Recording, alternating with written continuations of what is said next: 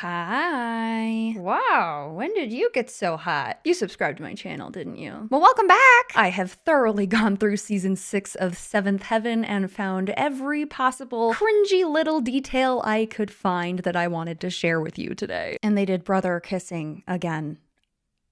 Multiple times. Yep, we're going right back to our roots with the uncomfortable and incestual vibes of this show. And I put a lot of time and effort into this video, so I hope you enjoy my take on Seventh Heaven. Here we go. If you're new, welcome. I have previously covered seasons 1 through 5 of Seventh Heaven, but you don't necessarily have to go back and watch those videos before you watch this one. It's all gonna be a little bit insane. But if you are wanting to follow this story all the way from the beginning, there is a playlist on my channel dedicated entirely to Seventh Heaven if you wanted to check that out. If you haven't seen Seventh Heaven before, here's what you need to know. Seventh Heaven is a Christian-themed soap opera that began in the 90s. It features the Camden family, a family of 10, with 2 heteronormative parents who have 7 biological children, hence Seventh Heaven, and 1 unofficially adopted adult child. Eric and Annie are the parents, and their children are as follows. Matt, who at this point is now over 21 years old. Does that mean he's 22? I don't know. I just know that he is over 21 based on this clip. He is over 21. That's all we have to work with. Mary, the oldest daughter, is 20 years old. Robbie is the once homeless but now unofficially adopted child of the Camden family. He used to date Mary, and he is 20 years old as well. Lucy in this season ranges from age 18 to age 19, though we never celebrate her birthday, unfortunately. Simon is 15 and a half, Ruthie is 11, and the twins, Sam and David, are 3. To recap some of the more relevant highlights of the story so far, last season, Matt moved out of the Camden home to go to college, but he was quickly kicked out of his shared apartment when his roommate, John, got engaged. Be my wife. John and his now wife Priscilla are not featured at all in this season, which is a tragedy. Maybe the biggest sin that this season could have possibly committed. Matt moved back into the Camden home not long after the family took in Mary's ex-boyfriend Robbie. Let's talk about Robbie. Long story short, he was a POS dude, so Mary broke up with him. After Mary was booted from the family and exiled to live with her grandparents in New York, as an adult, by the way, Eric found Robbie out on the streets without a home and decided to take him in. So Robbie essentially takes Mary's place in the Camden home, filling the shoes of his ex-girlfriend. Robbie also has some sort of magical transformation from crappy cheating ex-boyfriend to new righteous golden child of the family. Even after they both got decent jobs, Matt and Robbie continue to live in the Camden household. Eric and Annie genuinely don't seem to mind that these adults are just sticking around long term. One of the reasons Matt is sticking around home is to keep an eye on Robbie. He does not want Robbie to take his place in the family. He sort of has a problem with Robbie. And as a weird act of selfish, petty revenge, Matt decides it's a great idea to start dating Robbie's ex-girlfriend, Cheryl. I know, it's a little messy. It's a little bit all in the family. That is going to continue. Mary, like I said, was exiled from the family and sent to live in New York after she was caught driving tipsy one time and smoking weed. Not while driving, just smoking weed. I searched your room, found this. Okay, so you found a joint. After moving to New York, Mary reconnected with her first ever boyfriend, Wilson, a single dad who has been a consistent character since season 1. Wilson's son is named Billy, by the way, and he changed drastically between season 5 and season 6. I mean, just look at this. I want you to tell me you're sleepy and you want to watch cartoons while you fall asleep. I want to watch Mary while I fall asleep. Looks like your fever's gone down. Why don't you try a thermometer that goes in my mouth? My mouth might have a fever. Billy grew up, like a lot. I'm sleepy. I want to watch cartoons. During this time when Mary reconnects with Wilson, she's supposedly still dating Robbie, even though they also supposedly broke up and they don't really talk to each other. But apparently they were in some kind of long-distance relationship. So technically, Mary, when she goes to New York, cheats on Robbie with Wilson, but also Robbie didn't even really want to be with her anyways, so they sort of have a love triangle thing going on, but again, not really, because Robbie and Mary don't actually want to be dating each other. Lucy does a last-minute proposal to a guy named Jeremy, who she has only known a very brief amount of time. Will you marry me? Hello? I said, will you marry me? She proposes because Jeremy got accepted into Juilliard, so he's going to be going to college in New York. So Lucy decides they need to get engaged, so she has a reason to go out to New York with him. She also gets accepted into a fancy school that Eric went to so that she can become a minister. That's all the recap you get. Let's get into it, dude. Episode 1 is titled Changes, and this one is based off of the 1972 hit song Changes by David Bowie. Changes. Changes.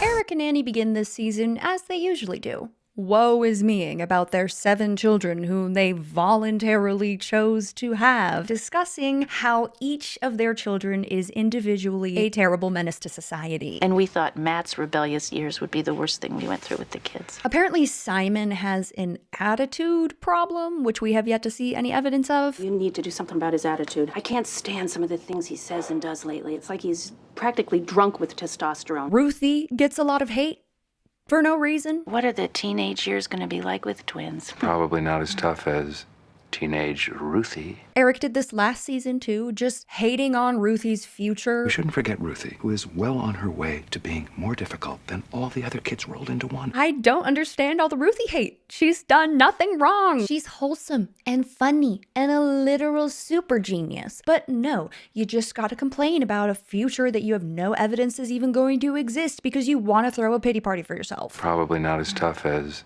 teenage Ruthie. Eric's biggest problem is that he is stressed. So stressed, in fact, that Eric goes to the doctor to make sure that there is nothing wrong with his heart. Smart. We don't want you having another heart attack, Eric. Especially after the bullet wound you sustained a few seasons ago. You deserve a season without hospitalization. Your heart's fine. I hope you're right, and I'm wrong. I'm right and you're wrong. Yeah, Eric is fine. I think he just needs to go to therapy. Like real therapy, not religious therapy, because I don't think Jesus can help you with this one, Eric. Even the doctor recommends that Eric go to therapy, or at least like talk to someone. Why don't you go talk to someone? Why? Talk to someone before you get so stressed out that there is something wrong with your heart. But no, Eric does not do anything like that. Is that where he should be working right now? Who are you talking to? God. Talk to him a lot? Oh, yeah. 6.5 hours later. I do have a strong heart. I do. Talking to God again? No, this time I was talking to myself. This doctor, by the way, is way too emotionally invested in Eric and his family. Is it Annie? Matt, Mary, Lucy, Simon, Ruthie, the twins. I've never known a doctor to like actually care this much about one of their patients. Is it the kid who moved in with you? Is it Robbie? It's all of them. Eric's true underlying problem, the reason why he is so stressed, is because he is trying to have way too much control over his children's lives. Just getting a little bit too involved, you know? Eric thinks he's being a good parent, but he's also being really unnecessarily harsh and authoritarian. For example, Simon turned 15, which means he's now old enough to get his learner's permit or his like pre-driver's license. But Eric, for some reason, is making Simon wait over 7 months to get his learner's permit. 6 weeks. 4 weeks. 6. But you said 4. Now I say 6. But the law says I could have gotten it 6 months ago. Yeah, but I'm the law here in this house. Why, you may ask? Depending on when you recognize that driving is a privilege. Depending on when you recognize that driving is a privilege. It's a privilege that comes at 15, and it's granted by the DMV. Do you live at the DMV? Do you eat at the DMV? Did the DMV buy you those sneakers, the ones you never wear? So, no reason. There is no real reason why Simon is not allowed to get his learner's permit yet. But because Simon is so upset by this needless punishment, Eric decides to further punish him by making him prove that he is a man who can take care of himself and be responsible for a car. I'm almost 16 now. I'm a man. Well, I guess it means you should start acting like a man. So Annie and Eric are not going to be helping Simon with anything at all because that's what's going to make him ready for his learner's permit. Why didn't you guys wake me up? Well, your father asked me not to. Don't think a man needs his mommy to tell him when to get up. Couldn't you have given me a little warning? So this now means that Simon has to wake himself up in the morning to get ready for school, which is fair. Also, he needs to find a way to get himself to school. He now has to take the public bus to and from school to prove that he's man enough to drive a car. Public bus, the transportation preferred by men without cars. Okay, Eric, if you say so. You can always take your bike. That would be the transportation preferred by men with a concern for the environment.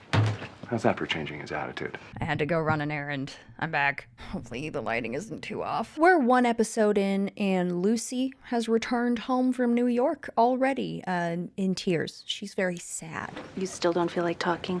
No, I don't. Matt even says this. Looks like Lucy's not only back, she's crying just like the old days. Some things never change, huh? I don't really recall crying being a big part of Lucy's personality, but Okay, Matt. Lucy is sad. She won't open up about what happened with Jeremy. She's not ready to talk to anybody. I thought we were all going out to dinner. I don't feel like having dinner with everyone. I don't feel like being around people. I'm just gonna go pick up something. It's pretty obvious that they broke up. Like, I don't know how you could not understand that a breakup happened, but for some reason, Eric is pushing her so hard. We'd love to know what happened. You know, it was a bad goodbye, a long and terrible flight, and I don't feel like talking about it. Like, he's just being way too pushy, and she is not ready to talk. What do you mean by bad goodbye? Don't want to talk about it. Bro, she's not ready to talk about it. Chill. Later, Lucy sees Robbie. You want to talk? Don't touch it. Don't touch it. And then she starts hugging him and crying. And it's a very long hug that takes place, you know, in public view of the family. And it's really awkward. It's made even more awkward by Ruthie's remarks and accompanying facial expressions. Changes. Then to make it even worse, Lucy and Robbie end up falling asleep in the same bed together. We fell asleep in here. You fell asleep in here. You idiot. Then, to make it even worse, they go on a movie date. I do not want you rebounding with Robbie. Am I clear? Movie starts in 10 minutes, Luce. We better get going. Yeah. Just, you know, as friends, going out to a movie, alone with each other. Eric, of course, notices the closeness developing between Lucy and Robbie and tells them that they cannot date each other. Look elsewhere for comfort, because really not a good idea. Why's that? It's really not a good idea. I don't get it.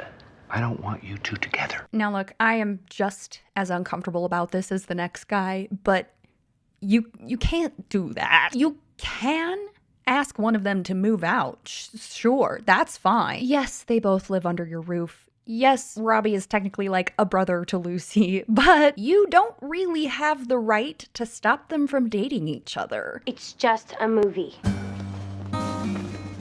Now, that's all nice about Eric's control issues and all that, but aren't you wondering what Mary's up to in New York?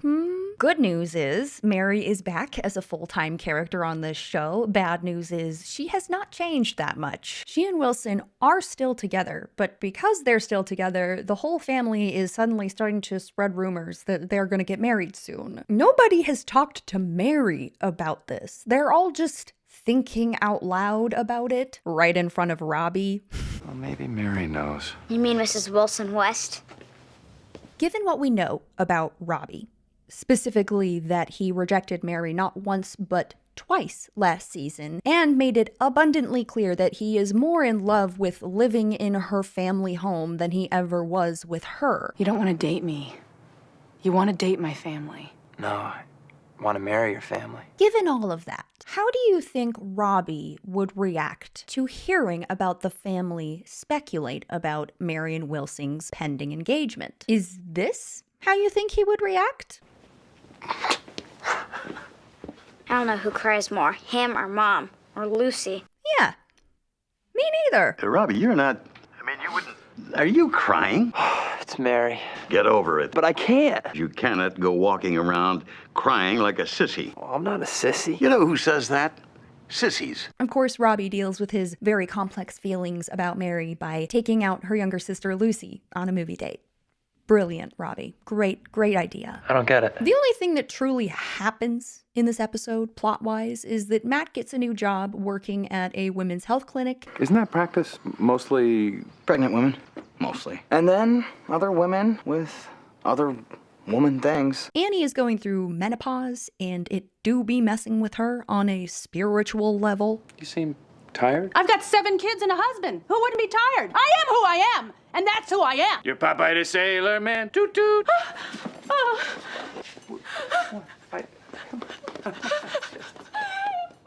And Mary has decided it's important for her to get a stable job to show that she can be a reliable partner / stepmom to Wilson and Billy, so she decides she wants to become A cop. I'm gonna get my own gun and everything. changes. Episode 2 is titled Teased. Lucy finally explains why she and Jeremy broke up. When you marry someone, you marry their family. And I didn't want to marry Jeremy because I didn't want to marry his family. So she broke up with him? Mainly because his family would relentlessly tease her about being a goody two-shoes and wanting to become a minister. Apparently didn't want it that bad because she just ran home crying as soon as she and Jeremy broke up. They called me Mother Teresa. I am not Mother Teresa. Maybe I'm not cut out for the ministry. Also, Jeremy's family, they sort of party a lot, you know. They drink alcohol and, smoke weed. Yeah. They drink, they smoke pot, and they throw a lot of parties. She kind of got kicked out. I don't approve of how they live their lives, but I liked them. They just didn't like me. I kind of got kicked out. So, his family broke up with her? I would like more clarification about what that means exactly. I kind of got kicked out. Kind of got kicked out like they told you you're not welcome? Or you kind of got kicked out like they were teasing you a lot and it felt like more than teasing, so you decided to take the hint and leave the situation? They called me Mother Teresa. Was it that they filled you in about the sacred pot initiation ritual you're required to participate in order to become a member of this accursed family forever? I kind of got kicked out. Yeah, I can understand why you called it off. It's a lot to take in. Matt and Cheryl are surprisingly still together. And Matt is given the nickname Hot Lips by all the other nurses at work because one of the nurses decided to randomly passive-aggressively come outside and remind him that his break time is over while he was actively in the process of smashing face with Cheryl in his convertible. And just a side note, Cheryl looks like a cute, perfect little Barbie doll driving away in Matt's car. I love her. I love Cheryl. Hot lips. Eric has this whole plot line where he has to give HR mandated counseling to this boss guy from a big business place because one of his employees stole a prosthetic arm from one of the other employees as a joke. Oh no, this isn't about the arm, is it? The guy takes it off all the time. Someone took it. It's a joke. And this boss guy not only allowed this to happen under his watch. Seems like there's a lot of joking going on in your office. Exactly. It's a laugh fest up there, I'm telling you. But is still condoning the behavior of stealing a prosthetic arm from a coworker because it's funny. If he hadn't gotten so upset about it, they would have given it back by now. So Eric uses his special reverend powers to tell this guy to be a man and stop letting his employees bully people. Come on. The guys didn't mean nothing by it. Yeah, they did, Roland. You have the power to make a change here, so go make that change. Be a man, Roland. Speak up. Seize the day. They don't show us the results of this. We just have to assume that this speech works because, lest you forget, this is Reverend Eric Camden we're talking about. It's gonna work. Be a man, Roland. Speak up. Seize the day. Now, Simon truly has the boldest plotline of this episode. If they were going for shock value, they certainly accomplished their goals because this plotline is insane. There's a kid at Simon's school named Mick who is getting bullied hard by these classic early 2000s bullies. Nice hair. Yeah, that was probably cool back in Jersey, but here it's just, stupid. Why don't you guys knock it off? Because, preacher boy, we don't want to knock it off. Simon, of course, stands up for Mick, but it is Very interesting, the way that Simon chooses to try and influence these bullies. It starts a whole terrifying chain of events that was entirely avoidable. Just get out of his way, leave him alone. Or what? For all you know, he's gonna come to school with a gun and shoot innocent students like me because he's angry at idiots like you, alright? Knock it off. Making a connection between being bullied and shooting up a school is insane. He's gonna come to school with a gun and shoot innocent students like me. That is a wild assumption to make, man. Ultimately, the bully kids are completely unfazed by this, and they threaten to shoot Simon for standing up to them, so that was a productive conversation. Don't ever embarrass us like that again.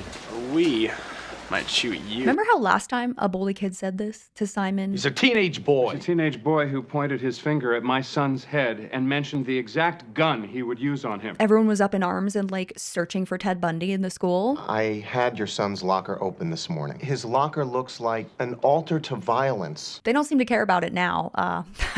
It's fine, whatever. We might shoot you. Simon even tries to tell a teacher about the bullies and what they just said. You had to have just heard that. Students aren't the only target, Simon. Well, can't you at least talk to their parents? I have. Parents are just like them. So what are we gonna do about this? Guess that's that. Later that day, Mick calls Simon to thank him for standing up to those bullies and getting them to leave him alone. And then Mick tells him that he actually really liked Simon's idea of him just going crazy on everybody and shooting up a school. I beg your pardon? Hey, you said it yourself, right? One day they're gonna push me too far and I'm gonna blow them away. Shooting people won't solve your problems. Right, yeah, I should just let all their teasing roll off my back. It's better than shooting people. Not for me. You know you don't want to hurt anyone. You know, I do. Side note, Simon has a Goosebumps book in his room, which I think is a beautiful snapshot of the early 2000s, and I just wanted to point it out. Simon ends up warning his dad about Mick, as he should. Oh, look. It's little preacher boy with the geek.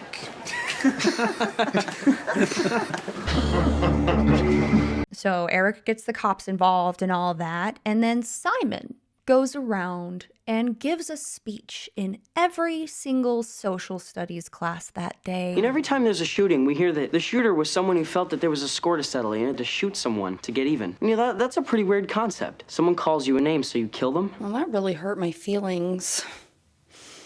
Guess I better go shoot somebody. Simon encourages every social studies class to stop bullying other people. Okay, let's be kind so we can stop school shootings and feel safe at school. I don't feel safe at school. I'm tired of waiting for everyone else to make our school safe for us. The name callers are sometimes relentless. You know they are. They're torturing people, the already vulnerable students. And you know what? We allow it. It has to stop. And I think the only way it's going to is if we stop it ourselves. Again, insane conclusion to draw, man. Listen.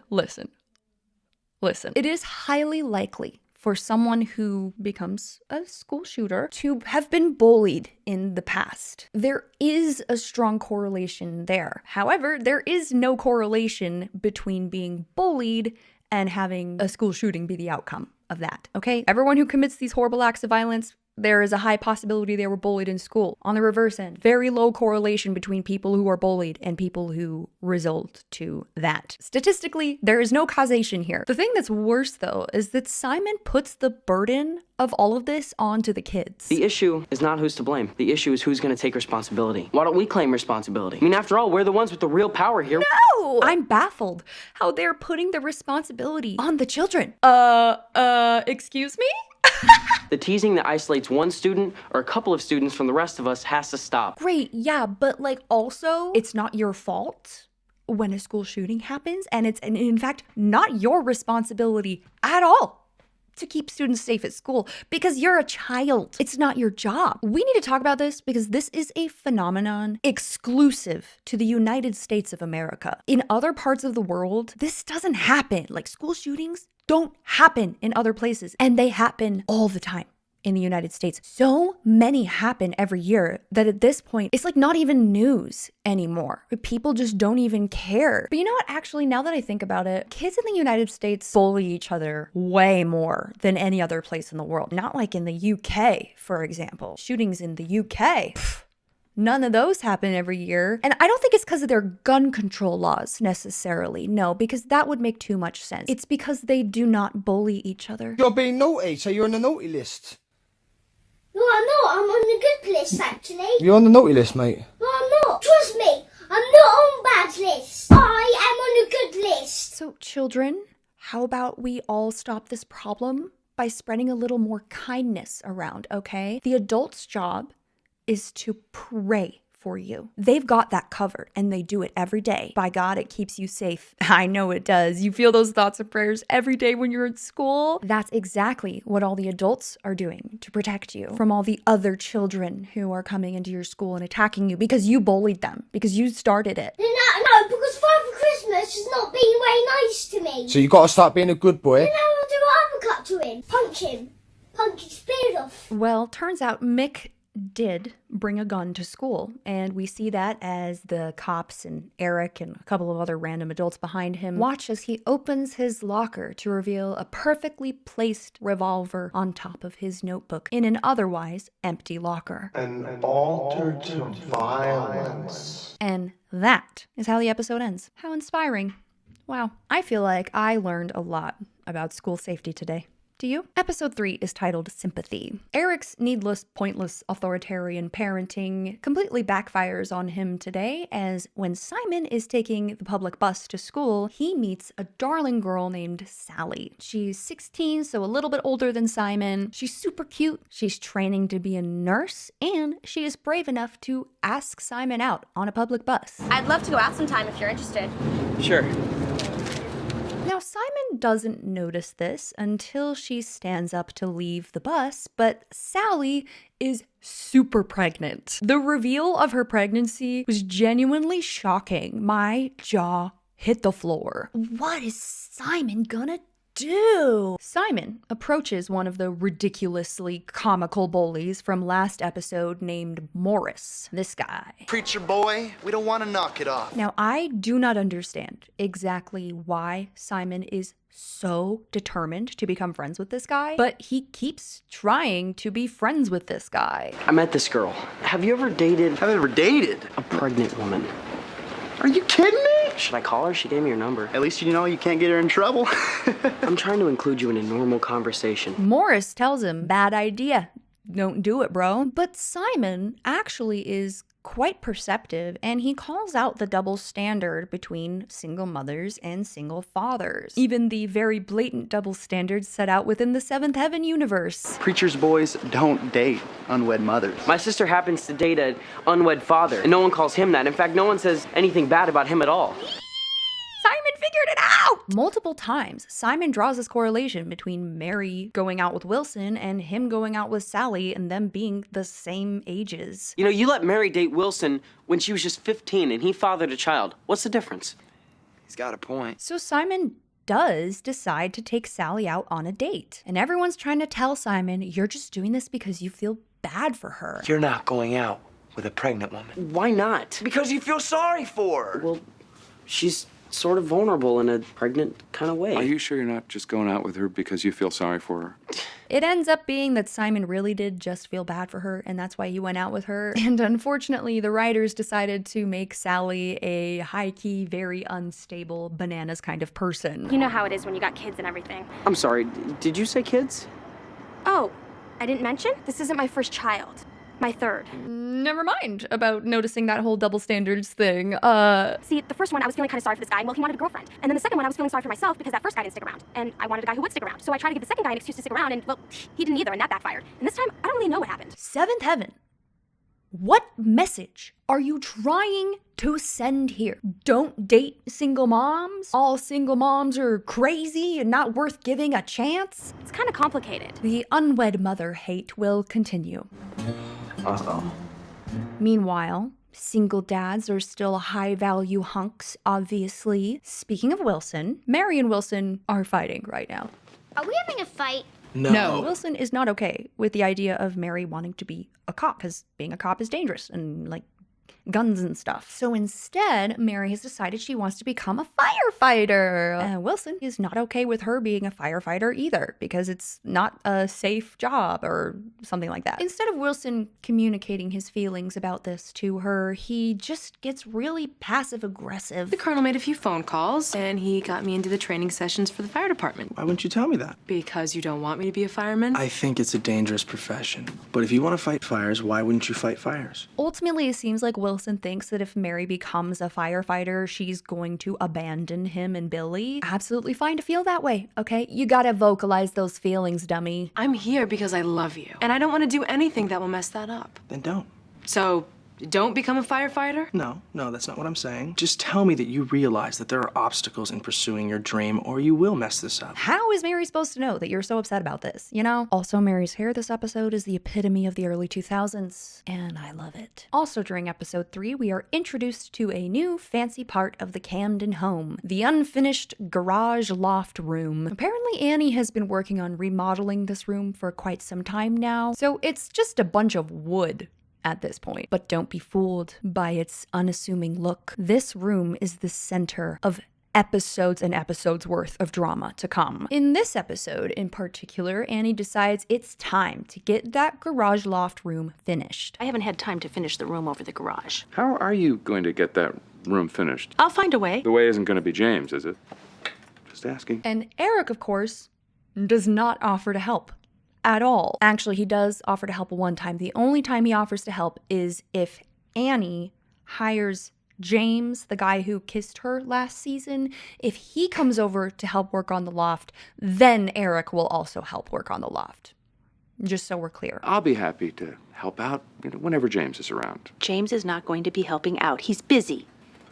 So with no help from Eric, Lucy decides to try and help her mom by hiring some random dude she found somewhere to have him come help fix up the garage loft. A master carpenter, and he's looking for work, and he's nice, really nice. I told him to stop by. This guy says he can help, but he ends up falling off a ladder immediately and scamming them. He ends up in the hospital, and Annie and Eric are like, oh, he's not hurt, he's fine, he's scamming us, he's trying to scam us. He couldn't have been 2 feet up when he fell, but he fell, and he pulled the ladder down with him. He needed an ambulance? He insisted. Would you just go down there and find out what happened? I know what happened. Ray's attorney says that Ray doesn't feel like talking. They claim that the x-rays show a hairline fracture to the ankle. Oh, please. I'll fracture his ankle. Annie goes major Karen on this guy. I've never seen Annie be such a Karen as she's being to this guy that fell off the ladder at her house. They admitted you for a fractured ankle? And for my depression. You are not depressed, and you did not fracture your ankle when you fell off that ladder at my house, you big faker! It's an old injury, isn't it, Ray?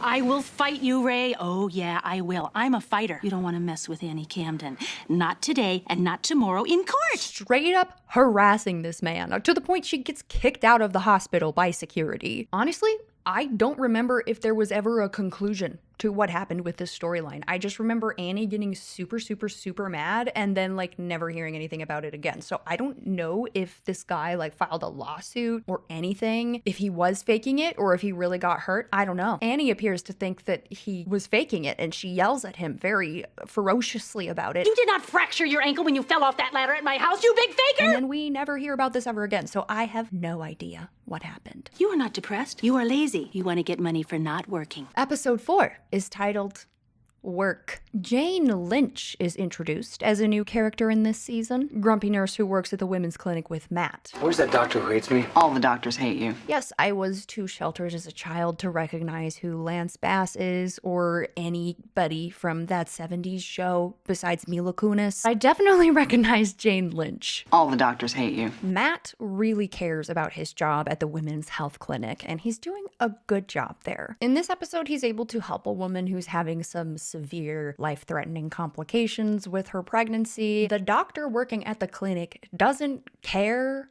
at all about his patients. He's the worst kind of doctor, man. Can I talk to you about Gina Miller? Who?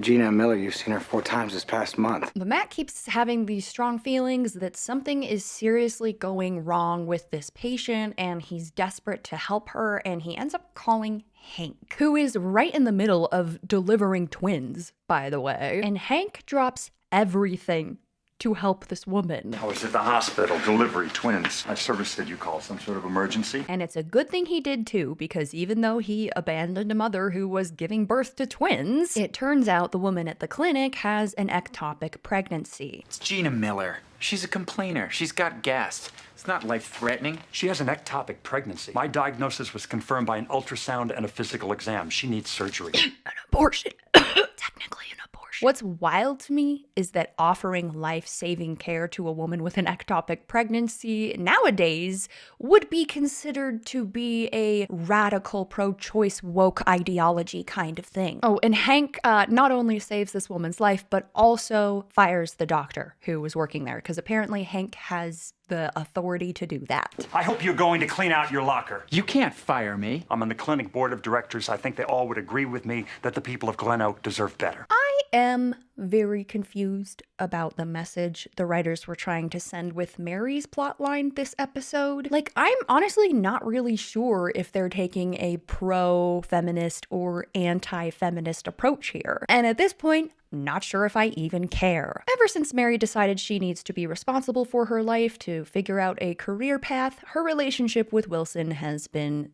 rapidly deteriorating. Wilson gets really upset with Mary because she is not doing all the things that she has promised she would do for him and Billy. Totally fair. You want to be able to rely on your partner. However, the things that Wilson is asking Mary to do are so unreasonable. I have phone messages for you. They're all from Wilson. Apparently, you forgot to pick up his dry cleaning, forgot to remind him to pay his electric bill, and you forgot to go to the store like you promised. Now he has no clean shirts or bananas for Billy. It is wild to ask someone to remind you of something that is your adult responsibility, Forgot to remind him to pay his electric bill. and then get angry at that person when you both forget. They almost shut off his power. It's not Mary's electric bill, Wilson.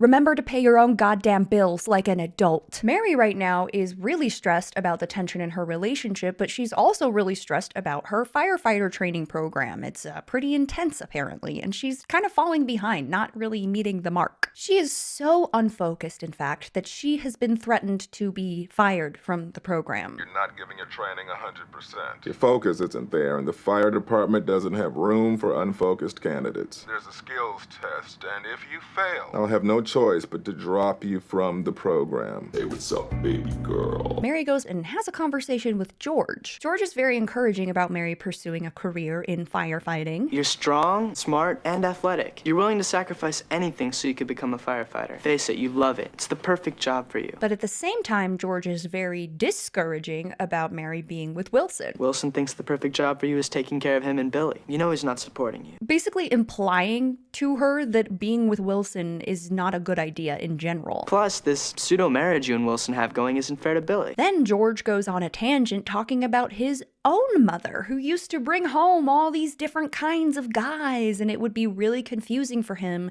because he would always think that that next guy was going to be his new father. And when they left, which they all did, I got my heart broken. Over and over again. But I have a problem with this. George, weren't you an orphan at one point? George, the orphan.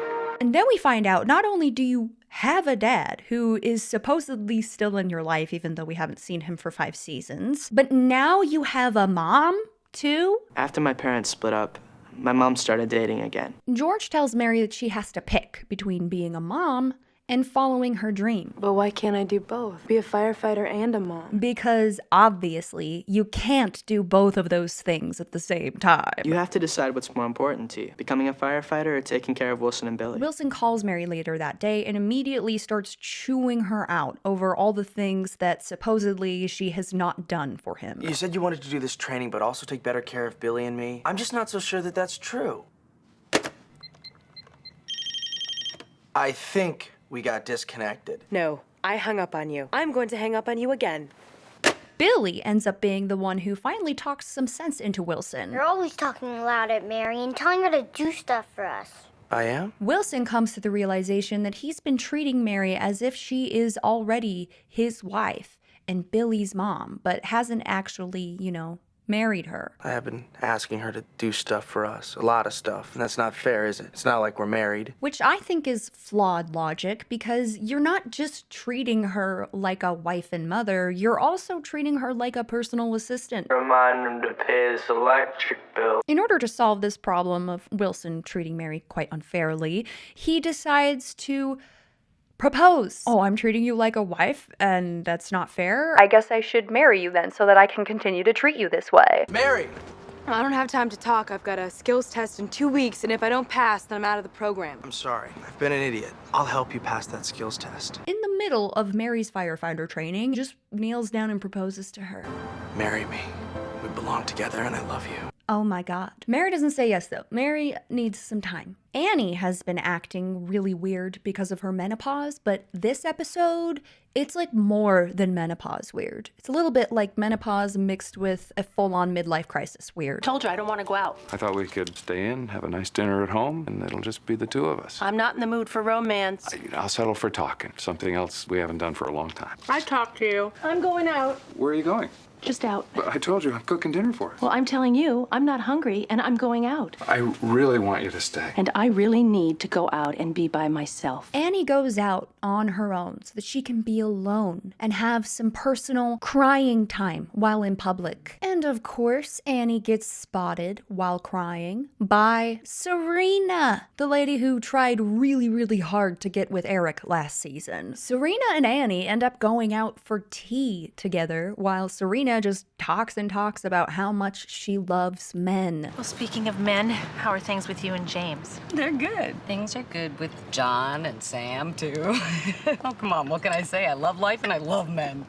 Not your husband, though. Because of this conversation with Serena, Annie ultimately decides that she needs to quit doing school, which she started last season, and we never actually see her go to school or take a test or do any homework or anything like that. But it's not for her, okay? She's too stressed, so she quits. Instead, Annie decides to take on a part-time job as a teacher at Ruthie's magical private school. Would you mind if I were at your school a few days each week? Sure, I like you. And you can sit with me at lunch, too. Thanks. Simon gets a job for the first time other than being a paper boy that we've seen at least, and starts working for the nepotism pizza shop guy that Mary worked for last season. But Simon is so incompetent as a server. I'm Simon. May I take your order? Excuse me, but we haven't gotten our drinks yet. And we haven't gotten our salads. Unbelievable. This is the worst service I've ever gotten. Absolutely insane levels of incompetence here. All my customers hate me. Their drinks are always warm, their pizzas are always cold. I've yet to get one order incorrectly. When you spill a tray of drinks on someone or drop a salad or two into someone's lap, they don't exactly leave big tips. Despite being a terrible server, Simon, during his free time, drafted up an entire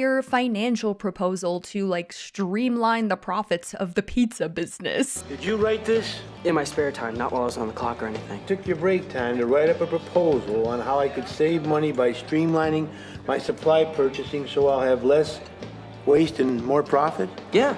Oh, it was fun. The pizza shop guy gives him a promotion from server to... I don't have a job title. He just made up the job tonight. And he didn't do it to get a promotion or anything. He just did it for fun. I love working with figures and money. I always have. My family used to refer to me as the Bank of Simon. But we never see Simon actually working this job ever again, so I don't know what happened with that promotion. The most insane part of this episode has to do with Robbie and Lucy. Yeah, we haven't forgot about that. Robbie, to prove how much he is not hitting on Lucy, because they're basically siblings, so that would be weird. Robbie sets Lucy up with one of his friends named Hugh. Lucy and Hugh hit it off. They are digging each other. Man, where did you find her? She's beautiful and smart, nice. Robbie was not expecting them to get along so well and immediately starts getting really jealous and having some big feelings about this. She's great. She's not that great. So he sabotages the date that he set up. When Lucy goes to the bathroom, he lies to Hugh. You have to leave. Why? Lucy wants you to leave. She isn't over Jeremy, and she's not ready to date anyone. Well, maybe we can be friends. That never works. Can I call her? No, just leave. And then when Lucy comes back and Hugh has left, Robbie's like, yeah, he wasn't into you. Where's Hugh? He left. He left? I tried to stop him, but he wanted to go. don't think he was having a very good time. So yeah, just lies to sabotage this relationship. He later admits to Lucy that he lied. Why did he leave so quickly? I told him to leave. Why would you do that? I wasn't prepared for you to like each other as much as you did. And then he tries to kiss her. Well, actually, he does this really weird grunt thing, and then he tries to kiss her. I saw you with another guy. Ugh. I went crazy. But we're friends. Very good friends. Ah! Ooh, this is just the beginning of the sibling incest. Sincest? Can we call it that? Lucy, understandably, runs away as she was just calling Robbie like a brother to her earlier today. Since you got back from New York, you and Robbie have been going out a lot. You have nothing to worry about. We're practically brother and sister. I don't think Robbie was listening during that part. It's the practically that worries me. Episode 5 is titled Relationships. Wilson has promised that he is going to help Mary train for her firefighter test. So he has started running with her in the mornings. This episode opens with Wilson and Mary running together, and it is so cheesy. Man, you were looking really good. I really think I'm gonna pass that test next week. Oh, yeah. You're gonna nail it. Race you back to the car. Ready, set, go! The entire reason Mary decided to become a firefighter in the first place was so she could marry Wilson and have a backup plan just in case something happened. So again, the entire motivation for this whole process is so she can be with this guy. But at the same time, she doesn't actually know if she wants to be with him. She still hasn't really responded to his proposal, and it's been a week. You're a great coach. No, I could be a really great husband, too. Still haven't answered my question. I just need some more time. Also, did I mention there's a new hunk hottie firefighter who doesn't have a kid? His name is Ben, but I just really want to call him Spike for some reason. He gives Spike energy. So Ben, invites Mary to go out for drinks with the guys, and Mary says no because she has a boyfriend. But Ben does not do boundaries very well, man. He just keeps pushing and pushing. He ends up showing up at her house to ask again if she'll go out for drinks with the guys. What are you doing here? I thought I could change your mind about coming to the pool hall. The guys asked me to come get you. We just want to treat you as one of the guys. She can be like one of the guys, of course. That's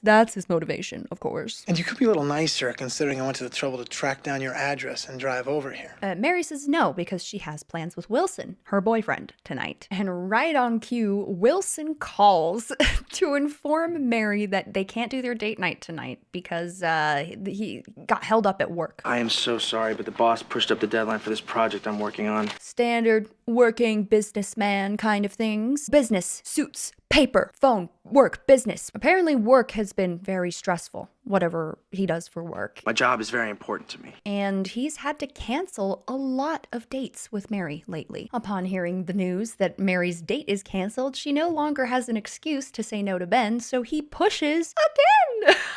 Sounds like Wilson just broke your date. So are you coming or what? Invites her to go out again. And she again says no, because she needs to study for her firefighter exam. So hunky boy Spike offers to help her study for the exam and skip out on drinking with the boys as well. So I should really just stay here and study, so I guess I'll pass.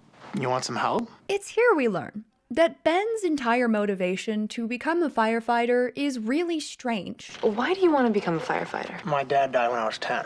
He was a firefighter. So Ben's dad was a firefighter, and Ben's dad died in a fire doing his firefighter job. So Ben decided to become a firefighter too, not for really a noble reason, and not even to follow in his father's footsteps. Really, it's more like this meme about vegetarians. I'm not a vegetarian because I love animals. I'm a vegetarian because I hate plants. When my dad died, the way I saw it, the fire killed him. And ever since then, I hated fire for taking my dad away. So for a guy who hates fire, being a firefighter seemed like the right way to go. He hates fire because fire killed his dad. Firefighter seemed like the right way to go. That's just the strangest thing I've ever heard. I can't say it without laughing. It's insane. Well, after continually reassuring Mary that he is not interested in her romantically. Look, princess, I hate to burst your bubble, but not every guy you meet wants to date you. Ben kisses her. Thanks for helping me tonight. Can you hand me my jacket?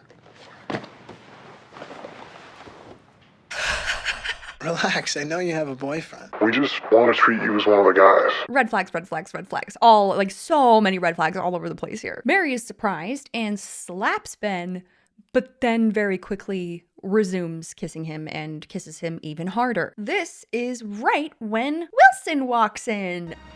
Hey, Mary, the door's open, so I just thought I'd come in. And the dialogue in this scene here, my God. I was gonna surprise you with a late night pizza, but I guess I'm the one who got surprised, huh? We already ate. I was gonna surprise you with a late night pizza, but I guess I'm the one who got surprised, huh? We already ate. I don't know why Wilson would be surprised at this. I mean, you lose him how you got him, lest you forget that Mary was cheating on Robbie when she started dating you. Yeah, you shouldn't be surprised by this, Wilson. Penny from The Big Bang Theory mysteriously shows up in this episode to flirt with Simon and then disappear like a vampire. Turns out this mysterious girl just happens to be Simon's new friend Morris's girlfriend, who goes to another school. I saw the hottest girl today. I've been looking for her all day. I think she's new. Was that her? She's my girlfriend, so keep your eyes and your hands off, buddy. And yeah, Simon is still trying to pursue a friendship with this guy. This is my friend Simon. Yeah, I saw you in the hall this morning. Penny continues to flirt with Simon, and he confronts her. Again, the dialogue here. Oh my God. Don't smile at me. You're my friend's girlfriend. You're off limits. You're taken, okay? Love how he has to explain to her that she's in a relationship. So steal me. Steal you? What kind of girlfriend are you? The kind of girlfriend who is tired of her current boyfriend and looking to find a new boyfriend. Who talks like this? The kind of girlfriend who is tired of her current boyfriend and looking to find a new boyfriend. The character's name is Lynn, by the way. I keep calling her Penny. Her name is Lynn. Anyway, Penny, instead of breaking up with her boyfriend, like she should, asks Simon to steal her from Morris. So steal me. Even though Simon is super firm with his boundaries and rejects Penny multiple times in clear language, she somehow successfully manipulates Simon into breaking up with Morris for her so that they can be together because they were meant to be together the whole time. I just saw you in that hallway and I don't know, Simon.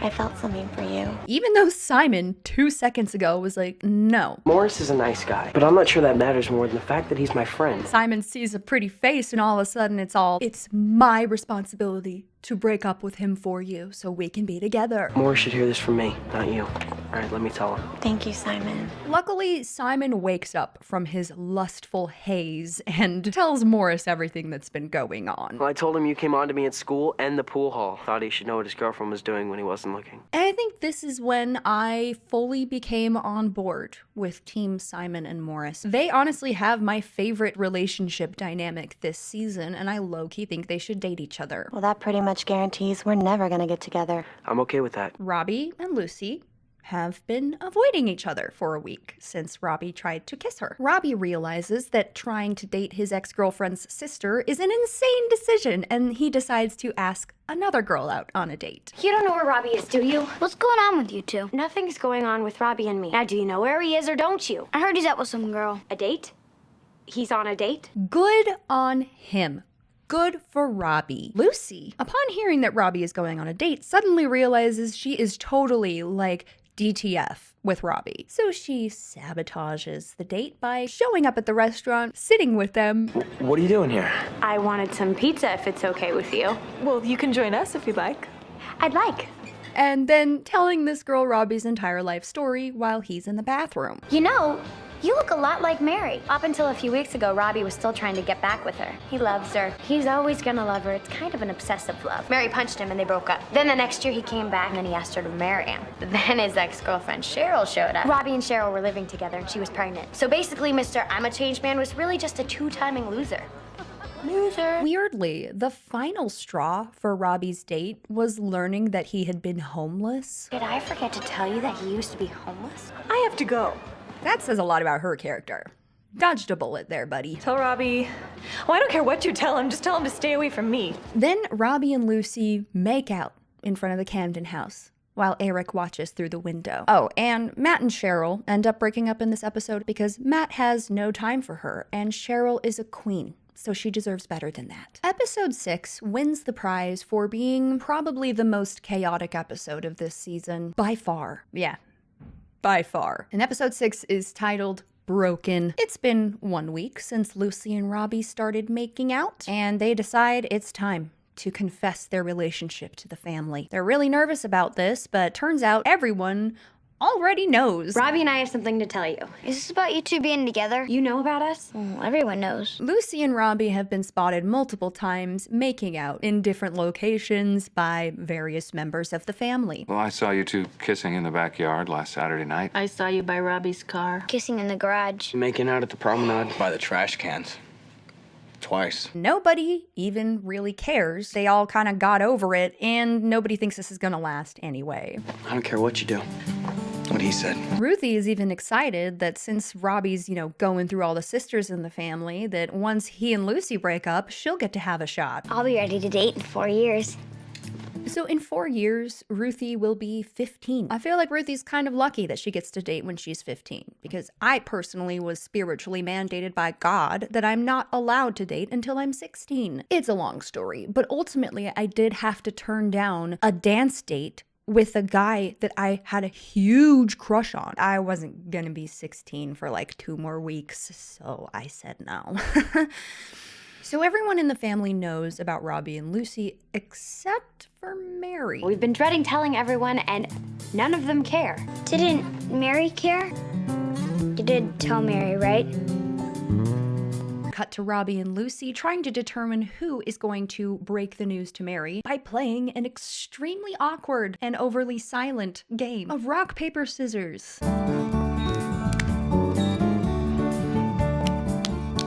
This feels like one of those really uncomfortable warm-up games you would play in like a level 1 high school acting class. Their reactions are just so unnatural. Lucy's just like fake laughing, and then it's otherwise silent. Super uncomfortable to watch. No joke, I measured this out.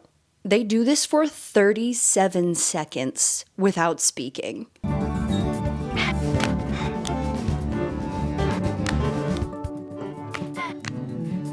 Lucy loses the game, so she has to be the one to call Mary. Fine. I'll tell Mary, but I'm going to do it so we can finally stop sneaking around and make it official. Like what official? Us. They can finally be a couple. They can finally be officially together. And Robbie's suddenly like, oh. Being a couple, being in love, and not caring if the whole world knows about it. Oh, that. Well, I have to go to work, so... I see right through you, Robbie. You think you've changed? You think you're a better guy now? You think that you found God? Asshole. You do want us to date. You do want to be a couple. Of course. I want to be your boyfriend. I hate Robbie. Well, I have to go to work, so... Lucy is unable to get a hold of Mary, so she just leaves a message with George to have Mary call back. Do you want to leave a message? Oh, I'd love you to leave a message. What's the message? I can't leave a message. Not the kind of thing that you leave taped to the refrigerator. So I should tell Mary that you called? Yeah, that would be great. You should have left a message. Mary calls back and gets a hold of Ruthie, who decides to break the news to Mary by giving her a funny little puzzle to solve. Ruthie, so helpfully, reminds Mary of a time when she dated one of Lucy's ex-boyfriends behind her back. You remember the guy with the big lips? Jordan? Yeah, him. Think about it. Okay, I understand why you bring up Jordan's lips every time you bring up his character, but now you're just being rude. She dated one of your ex-boyfriends without telling you. Jordan, the fish lips guy. You got a point. Apparently, Mary figured out what Ruthie was trying to say, because a few minutes later, Ruthie approaches Lucy and Robbie, informing them that Mary is aware and she doesn't care. So we're official? I now pronounce you a couple. Congratulations, you may now kiss your ex-girlfriend's sister. Lucy and Robbie then go out for dinner together for the first time as an official couple. And it's really uncomfortable. Our first meal as boyfriend and girlfriend. Burgers. Wow. Please say something. You sure are a lot different than Mary. Then they decide to break up immediately. That was the worst date I've ever had. Just remember, I broke up with you. Ruthie, upon hearing the news that Lucy and Robbie have broken up, says this. I'm next, and when I get him, I'm keeping him. Three's a charm. Why did they write Ruthie to be so obsessed with Robbie? Is this like reverse grooming or something? I get that it's supposed to be innocent and funny and all that, but I don't know. I don't think it's funny, especially considering that this was written by adults. You know, I don't think it's funny. Matt has a pretty weird plot in this episode, specifically a domestic violence or DV plot, so trigger warning for that. Matt is part of a study group for school. There's a woman in charge of his study group who has bruises on her arms. Matt has seen these kind of bruises on a lot of patients at the women's clinic who are victims of DV. I don't like the location of those bruises, though. Are you okay? Do you need help? So Matt approaches this classmate and asks her if she's okay, and she tells him that she gets those bruises from working out at the gym. Matt is not convinced by this and tries to investigate further by talking to another girl in their study group and asking her about it. It may seem counterintuitive, but this classmate actually has the right idea here. You're not the first person to notice all the bruises she gets. And her boyfriend is a real jerk, so I think I know what you're thinking. We have to do something. She has to ask for help, and then I'll help. If their classmate is in fact a victim of DV, it's important to wait for her to open up to you or ask for help before you start trying to help. I'm not a therapist, I'm not a psychiatrist, I'm not a doctor. That's just my opinion, but as someone who has experienced a multitude of abusive relationships, I think I've learned a thing or two along the way. Abusive relationships are extremely complicated, and helping someone get out is not a straightforward task. It's never as simple as just leaving the situation. Usually people who are in an abusive relationship have been manipulated to the point where they don't actually think they're being abused. So if you come on strong and go, hey, this person is hurting you, you need to get away, they're probably going to get defensive and tell their partner, who will then demonize you and it'll make the situation worse. If you have a friend or if you know someone who's in an abusive relationship, the best thing you can do is support them and be a friend. Once someone knows that you are a good friend and a trustworthy person, they're more likely to open up to you about something that's going wrong, or more likely to be honest when they're struggling. They're also more likely to hear you out if something ever comes up about their relationship. If you've been supportive, if you've trusted that that friend genuinely loves this person and is doing the best they can. Another good method would be to ask leading questions when the time is right, once a friendship is established. Like, how does that action make you feel? Do you think that's an appropriate way to behave? Is that how you would treat someone you love? If you're going to have any chance of helping someone open their eyes, realize their situation, and get out, that's the kind of approach you need to take. Always supportive, trusting your friend to make their own decisions, and waiting. Probably a lot of waiting. But if at some point this person ever comes to their senses and realizes they need to get out, if you've been a friend the whole time, you'll be the first person they call when they need help. That's my 2 cents. Well, Matt does not take the healthy approach. Matt takes the bad approach and confronts this classmate who he barely knows. You didn't get those bruises on your arm at the gym, did you? What? I think someone gave you those bruises, and I think that someone is your boyfriend. Naturally, he gets kicked out of the group. Look, I just want to help. I don't want or need your help. What I do want is for you to leave and find a new study group. Good job helping this woman, Matt.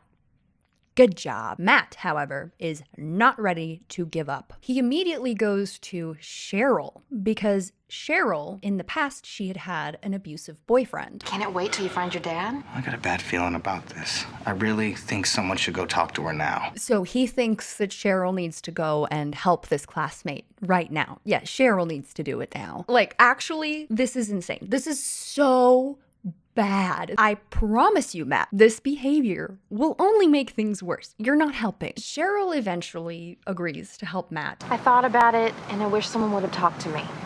Maybe it would have made a difference. And she is able to meet up with Matt's classmate. Turns out she was telling the truth about the gym. How'd it go? Is she leaving her boyfriend? Should we call the police? You know you're an idiot, right? She's a boxer and gets bruises at the gym. She wasn't lying. She does get hurt at the gym. Exactly what she told Matt earlier. Oh my God. Her boyfriend's never laid a hand on her. If he did, she'd probably put him in the hospital. It wasn't all for nothing, though. Through this experience, Cheryl realized that she has been ignoring the hurt that was caused by this relationship in high school, and she needs to go to therapy to address it. Good for you, Cheryl. Hank and Julie are getting a divorce. We're not fighting. We fought. Past tense. It's over. What's over? Everything. Maybe I should talk to Hank. Oh, sure, you can talk to Hank. But I'm never talking to him again. And I'm sure that this is all happening over something that is not ridiculous and stupid. I'm sure this is something really serious. And they will definitely not be getting back together immediately, as I do not recall seeing that pattern being played out multiple times over the last few seasons. Remember how last episode, Hank, fired the guy at the women's clinic because apparently he has authority to do that? Hank not only needed to fire him, he also wanted to take petty revenge by taking over his job and doing it better. I'm looking for Dr. Hank Hastings. Could you tell him his brother-in-law's here? Oh, I could if I was a receptionist. I don't do messages. But if you were bleeding to death, I could make a spiffy tourniquet from your shirt. Hank quit his job as the fancy hospital baby doctor and then decided to take the job at the women's clinic where Matt works. He did all of this without consulting Julie about it. Really, I don't understand why Julie was so upset. You did all this without discussing it with her first? I think I know why Julie is upset. This sudden career change also comes with a sudden change in Hank's salary and their ability to afford their living situation. I mean, we have a mortgage. We have car payments. If I have to go back to work, we'll have to pay for childcare. I didn't sign up for this. I signed up to be with a fancy baby delivery doctor who takes care of all my expenses for me. What's this job you speak of? Julie also drops the bomb that she's pregnant. Yeah. I can't have a child with a man who doesn't respect me. Have a child? You mean Erica? Yes, Erica. The new baby. Did I forget to tell you that I'm pregnant? And Hank doesn't know. Yes, I repeat. Julie is pregnant and Hank has not been informed. Did you forget to tell Hank that you're pregnant? You didn't tell Hank. As we are all well aware, Julie and Hank are not very good at communicating. Need I remind you about the time that Hank forgot to tell Julie that he's Jewish? Hank's Jewish. I never told her. Does this have anything to do with the fact that your parents are flying in next week? So obviously they haven't been communicating again, and that means they need to get divorced. At this rate, maybe you should. I don't know.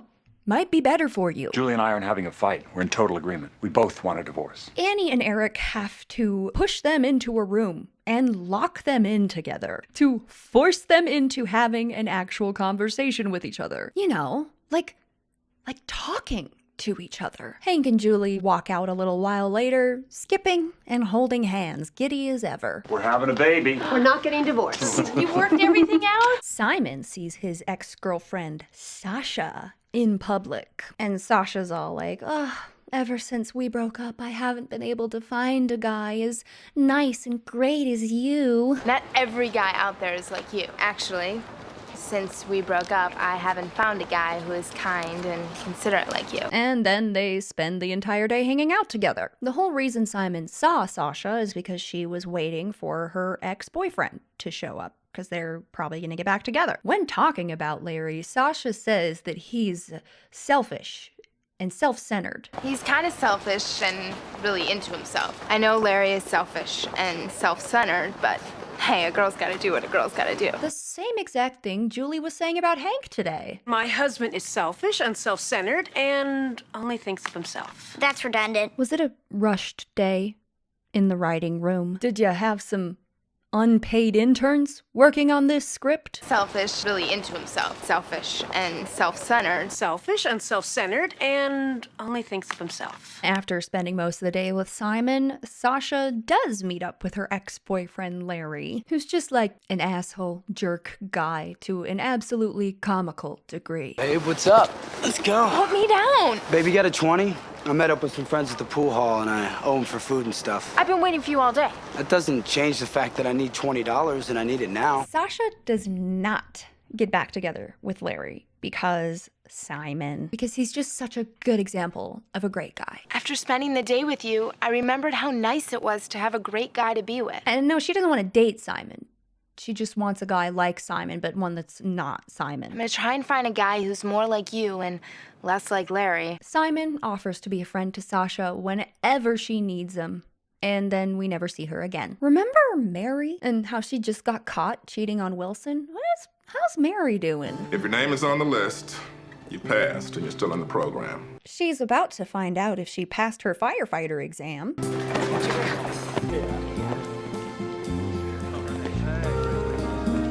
Did you make it?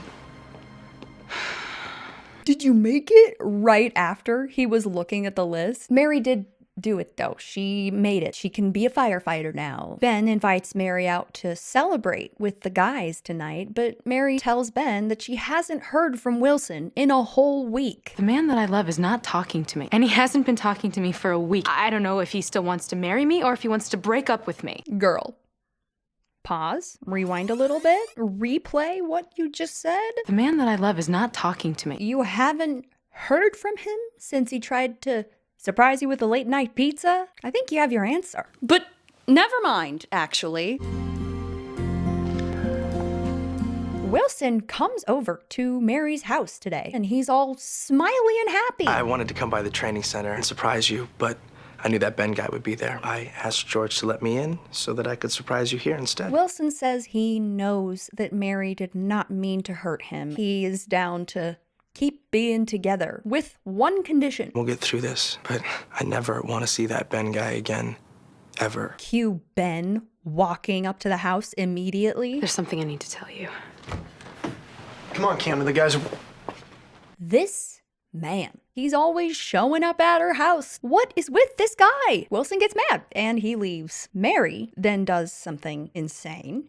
She goes to Wilson's apartment, tells his babysitter that she can leave so Mary can hold Billy hostage until Wilson comes back. Yeah. I told the sitter she could leave. You shouldn't have done that. We need to talk. I don't want to talk. I want you to leave. They start fighting. Wilson calls her out for making a lot of bad choices. Your actions have consequences. And if we're together and you screw up your life, you screw up my life too. And more importantly, my son's life. I know. I'm sorry. It won't happen again. And Mary pivots to emotional manipulation, baby. Everything she does from here on out, especially in this conversation, is extremely manipulative. Kissing Ben was a big, crazy, stupid mistake that I wish I could take back. Can you just leave it at that? So of course, right off the bat, the first thing she's trying to do is diminish his feelings. This is more than one stupid mistake. This wasn't a mistake. You deliberately chose to kiss Ben back. You didn't have to do that. That's not a mistake. That's a choice. And it's a bad one. How many times do I have to say I'm sorry? You can be sorry all you want, but you still cheated on him and he still saw it. You can apologize, but that's not going to change the way that impacted him and made him feel. I want to marry you. So I just gave you the answer to the question you asked me 2 weeks ago. Yeah. Let's get married. Remember how I have been waiting weeks to tell you? I want to marry you. Yes, let's get married. Then when Wilson is trying to talk and explain his feelings, she cuts him off. I do love you and I do want to marry you, but... No buts. We should get married. Then she proceeds to just bulldoze over every boundary he tries to set, and poor Wilson, like... After a long engagement, because we have things to work out. I was thinking short engagement, 12 hours. What? We could get married, have a honeymoon, and be back to work by Tuesday. This is crazy. What would be crazy would be not getting married. Mary is... wow. It's just icky. It's icky. I want you. Do you want me? Not only should we forget that I cheated on you, we should also get married. You know what? We should get married right now. We don't need to take time to work through our problems because I love you. So they fully pivot this absolutely chaotic, dramatic, disastrous momentum into eloping right now. And thank God, them eloping and doing a honeymoon over the weekend would require Wilson to have some childcare, so he has to talk to Billy about this. And Billy seems to be the only rational person here. For the next couple of days, you're gonna stay with the Millers down the hall. But I want to see you and Mary get married. Billy asks Wilson some questions that help him think a little more critically about what he's doing. This is just a quick trip. Why? We want to get married right away. Why? Because we love each other. Then why are you running away? We're eloping. How is Billy the most mature person on this show? Don't you want me to be there when you and Mary get married? Why am I running away? I asked you first. In the hours since they made the decision to elope, Mary has dyed her hair blonde, and Wilson has decided that eloping is actually a really bad idea. We're gonna miss this train if we don't hurry up. We need to talk. Okay, we'll talk on the train. No, we need to talk before we get on the train. This just feels wrong. Not because getting married quickly would be a bad idea, but just because eloping, the whole concept itself, is like lying to people. It feels like we're lying to everyone. By not telling your parents, your brothers, your sisters, my family, our friends, we're lying to them. I don't agree. I don't follow the logic there, but yeah, you definitely should not elope with Mary. Good idea. It's important for Wilson to have a big wedding. I think that's what he means, and Mary's trying to ruin that for him. I always thought that when we got married, we'd be so happy that we'd want to share our happiness with our friends and family. But Mary doesn't want to wait at all, so she gives him an ultimatum. Our train is about to leave. Are we getting married or not? Episode end. I don't know why she wanted to elope so quickly. Like, calm down. From the time that Lucy and Robbie were making out all week up until now, that was all one episode. One episode of events. I really need to talk to Dr. Hastings. Well, we all need something now, don't we? Me, I need a good man to love and money in the bank. Episode 7 is called Prodigal. Believe it or not, this episode is based off of a Bible story, Jesus' parable of the prodigal son. For anyone who is unaware, it is about a father who's very wealthy and has 2 sons. The younger son wants to get his inheritance from his dad early, before his dad dies. He wants to live it up while he's young. The father, for some reason, agrees and gives both of his sons their inheritance early. The younger son takes his portion of the estate and travels to another country where he can live the high life. Think fancy hotels, lavish meals, drinking a cocktail on the beach while surrounded by scantily clad women dropping grapes into your mouth. Maybe a private jet ride. I don't know. That's what I assume trust fund kids do. The younger son ends up squandering his inheritance so badly that he finds himself having to get a job at a pig pen cleaning up after pigs. One day, while staring intently at these porky pigs glopping up their delicious slop, he is jealous of the food that the pigs are getting to eat. Realizing that he does not, in fact, enjoy the life of the working class, he swallows his pride and returns home to his wealthy father, asking if he can be a slave for his estate. Surprisingly, his father embraces him, kisses him, dresses him in fancy clothes, and throws a big party to celebrate his return. Now, this entire time, the older son has remained on his father's estate, working tirelessly, being very responsible with his finances. He dedicated himself to doing the right thing and living a responsible life. So when he sees his loser-ass deadbeat brother come home and get thrown a big giant party, he feels a little bit jealous. Like, this guy just shows up all smelly and gross after wasting away his entire fortune and now he gets a freaking party? Excuse me? The older son expresses his distress over this to his father, and his father's reply is very interesting. Basically, his dad's like, no. You don't get it. This guy, he's family, okay? He gets a party because we love him and we're happy to see him. But you, my older son, who stuck around and worked hard and was responsible with your money, guess what? Everything is gonna be yours. Everything I have will be yours. And it's implied that the younger brother has received his inheritance and he's not getting any more, while the older brother will be receiving additional inheritance because of how responsible he was. The end. That's the parable of the prodigal son, with a slight embellishment. Now, this episode of Seventh Heaven is supposed to be based off of that parable. The prodigal son. Or the prodigal daughter. By the end of this episode, I feel like I understand less about the parable than I did before. How can I forgive someone who doesn't doesn't understand that she's done anything wrong. Wait, I thought you said the story was about acceptance more than forgiveness. But I also said it's about celebrating when someone understands the errors that they've made. No, I must have missed that when I was opening Lifesavers or something. Oh. Anyway, Mary's back in Glen Oak. Hey, what's going on? Mary! Yeah!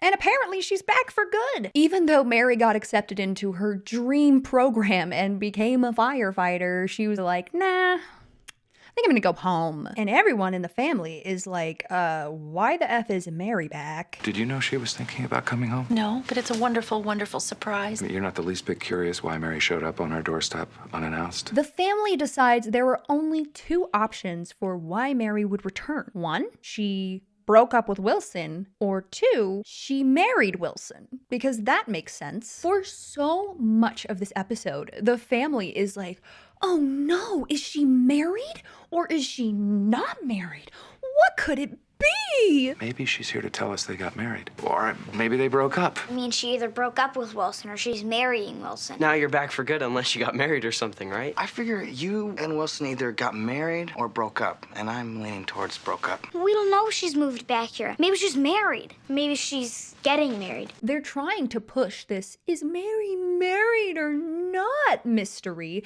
so hard that I feel like I'm being gaslit. They're trying to gaslight me. Was the prodigal son married when he came home? Is Mary Can't even say it, can ya? First of all, if the only options here are she's married or she's not, if she got married, why would she come back to Glen Oak? Obviously they broke up. How are we gonna find out? Well, Dad could find out. How? What do you want to know? Are you married? I'm tired, okay? Since Mary isn't answering anyone's questions, everyone in the family at different times calls Wilson to try and ask him what happened while he's at work, so they all go to the answering machine. I say we call Wilson. Find out what happened from the horse's mouth. Every single person in the family leaves him a voice message, except Mary. Yeah, Mary didn't do that. So Wilson comes home to a barrage of messages on the answering machine, trying to ask him what happened. Even Wilson's weirdly introduced landlord knows all about the messages left on his answering machine. You're the best landlord a guy could have. You're the best tenant a landlord could have. I forgot to mention, you had quite a few phone calls. Wilson listens to them and laughs to himself, and he's actually pretty happy to hear from the family. You got any idea why she's home? We all want to know what happened to you and Mary. I know how it is to split up with Mary, so I know how you're feeling, because I've been feeling that way for 6 months. And if you're not splitting up and you're getting married, that's great. I don't know if congratulations or condolences are in order. If you did anything to hurt my sister, I'll have to hurt you. But the way I figure it, it was the other way around. Are you guys married? So, truthfully, I have not liked Wilson's character very much from the beginning. But I think I'm finally starting to see it. Huh. You know, now that I think about it, I think I actually am on Team Wilson. I guess I'd just never seen Wilson in this lighting before. Yeah, no, fuck it. I like Wilson. Oh, damn. He and Mary just broke up.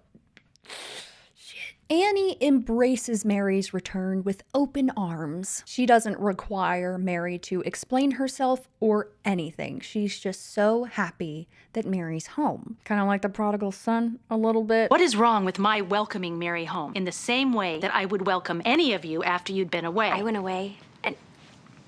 Never mind. Lucy also had a phase where she briefly ran off to New York and then came home single, but she wasn't given nearly the amount of praise and special privileges that Mary has been receiving. For example, the loft room above the garage. It's become a bit of a hot commodity at the moment. Every single one of the kids wants to move in there once it's finished. Robbie even offers to pay rent to live there. And then as soon as Mary gets home, Annie just decides to give the room to Mary, even though it's not even finished yet. And she technically had already promised it to Robbie, so that's a whole thing. Have you been washing pots and pans this whole time? Looks like Mary could be helping you. It was her favorite dinner. Yeah, it looks that way, but hey, it's Mary. Yeah, it's Mary. The other kids also noticed the discrepancy between how Lucy was treated and how Mary's being treated, and they're not cool with it. So they protest against Annie's authoritarian rule by all choosing to sleep in the garage loft together on the hard wooden floor. This particular act of defiance turns Annie into sort of a nightmare dictator. She feels so disrespected in her authority that she punishes the children simply because the kids don't want her to give the room to Mary. She doesn't even hear the kids out at all. She just immediately punishes them. And their punishment is that they are forced to live in the unfinished garage loft apartment for an entire week. Why? I don't... To be honest, most of this plot doesn't make sense to me at all, but we're going with it. And oh God, is it unfortunate that those children put themselves through a night of severe back pain just to have your mom yell at you in the end, forced to have more back pain by sleeping on that hard wooden floor. Coincidentally, Eric chooses the topic of the prodigal son for his sermon in church that week. And you know, Eric is pretty funny. He actually pulls one of those classic pastor jokes that everyone loves. But in doing so, fail to see their own sins or understand the sins of others. Anyone need a lifesaver?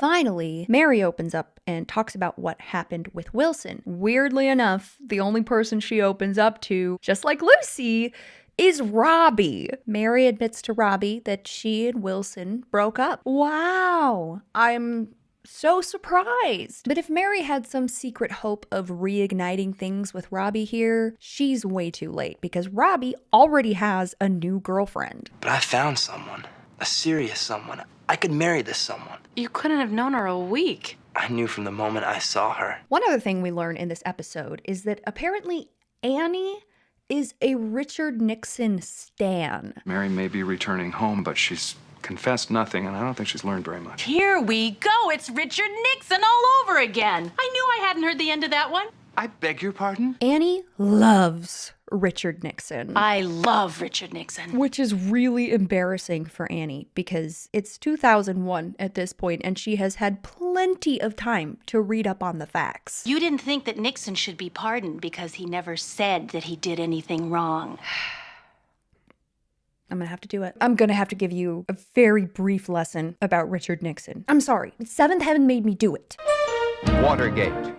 The White House called it a third-rate burglary, but it escalated into the worst political scandal in American history. In 1972, 4 former CIA agents and a man named James McCord Jr. broke into a Democratic National Convention office space with the intent to bug the office and gather intel against Richard Nixon's political enemies. Richard Nixon was president of the United States at the time. I was elected to the office that I hold. When I was elected to that office, I knew that I was elected for the purpose of doing a job. I have no intention of ever walking away from the job that the people elected me to do for the people of the United States.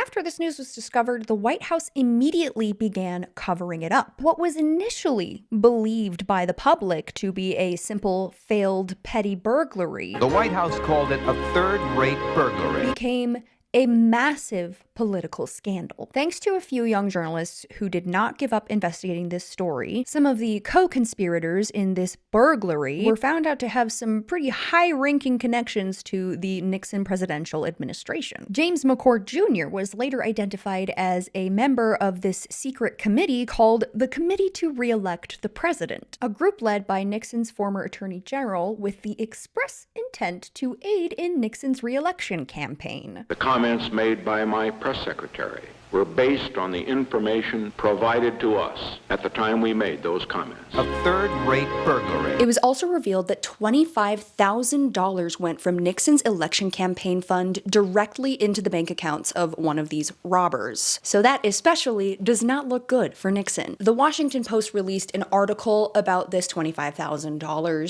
So unfortunately for Nixon, that was released to the public. In the end, no definitive proof was actually found that Nixon was involved with the Committee to Re-elect the President or this sabotage scandal, but we know as a definitive fact, thanks to the voice recording bugs that Nixon had secretly installed in his own offices, that Nixon was well aware of the true purpose of this supposed burglary from day one. On the investigation, the Democratic break-in thing, we're back to the problem area because the FBI is not under control because Drake has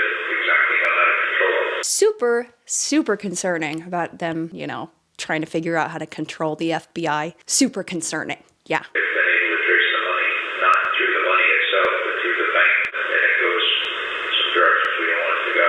This recording proves that the FBI knew about this $25,000 transfer and they were looking into it. They were starting to pull the strings apart and it was leading back to Nixon.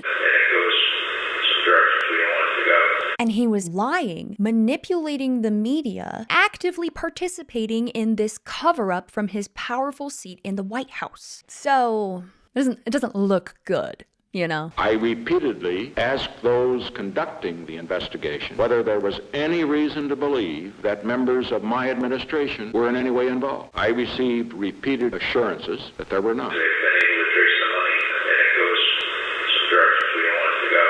Nixon infamously resigned from office, the only president of the United States ever to do so. I have no intention of ever walking away. Before Congress would have the chance to remove him from office. I shall resign the presidency effective at noon tomorrow. And he was immediately pardoned of any criminal responsibility by the following president, Gerald Ford. It's wild to me that anyone would support a president who was actively caught lying to the American people and covering up a scandal. Until March of this year, I remain convinced that the charges of involvement by members of the White House staff were false. We're back at the problem area because the FBI is not under control. I just can't imagine someone having this opinion of Richard Nixon in 2001. I love Richard Nixon.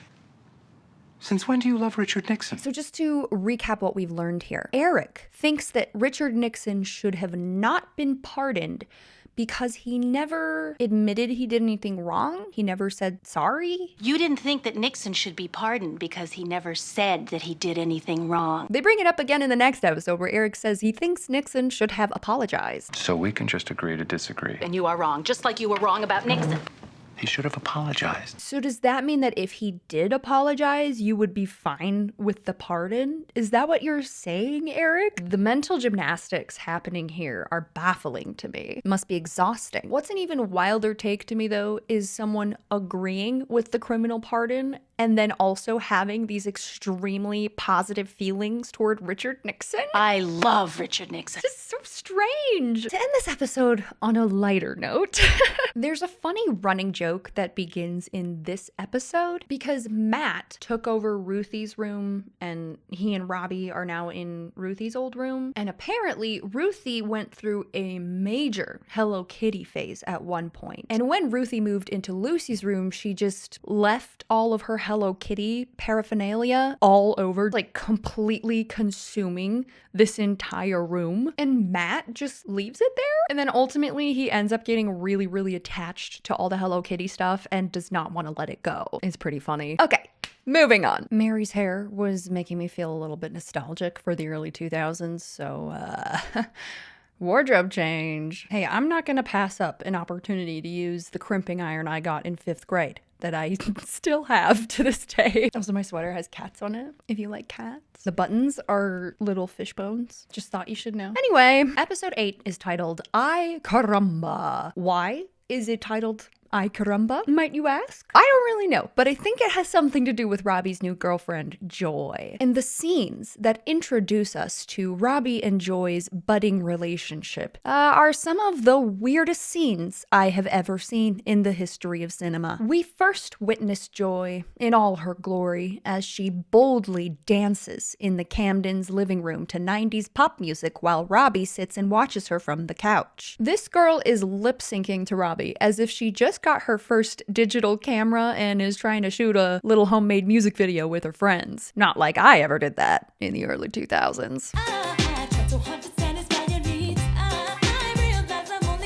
We learn later that Joy is like actually a pop star of sorts. That's you singing? That's me, you like it? Love it. What is also hilarious about this is that Mary and Lucy are just watching this whole scenario play out from the next room over, and Joy seems to not even notice them staring at her with their glaring faces. Then Mary and Lucy start full-on fighting each other over Robbie. Joy, what kind of name is that? A name for the look on Robbie's face. Shut up. He was never your boyfriend. Yes, he was. Okay, if he was your boyfriend, he sure got over you quickly. Thought we were over that, but no, they're fighting over Robbie. Why should you have a right to be jealous of my old boyfriend? He's my old boyfriend. He's my old boyfriend too. You're the one who has no right to be jealous of her. Well, I'm not. Yes, you are. I am not the jealous type. Oh, and I am? They are like less than 6 feet away, and they're just over in the entrance hall where it should be overly echoey. It escalates to the point where they are literally pushing and pulling and yelling at each other, and nobody notices. Just strange that no one seems to bat an eyelid at Mary and Lucy catfighting over Robbie while Joy dances in the living room. The next scene introducing Robbie and Joy's relationship features a weirdly silent, slow motion montage of them kissing each other's fingers and putting fingers on each other's noses. It's really weird.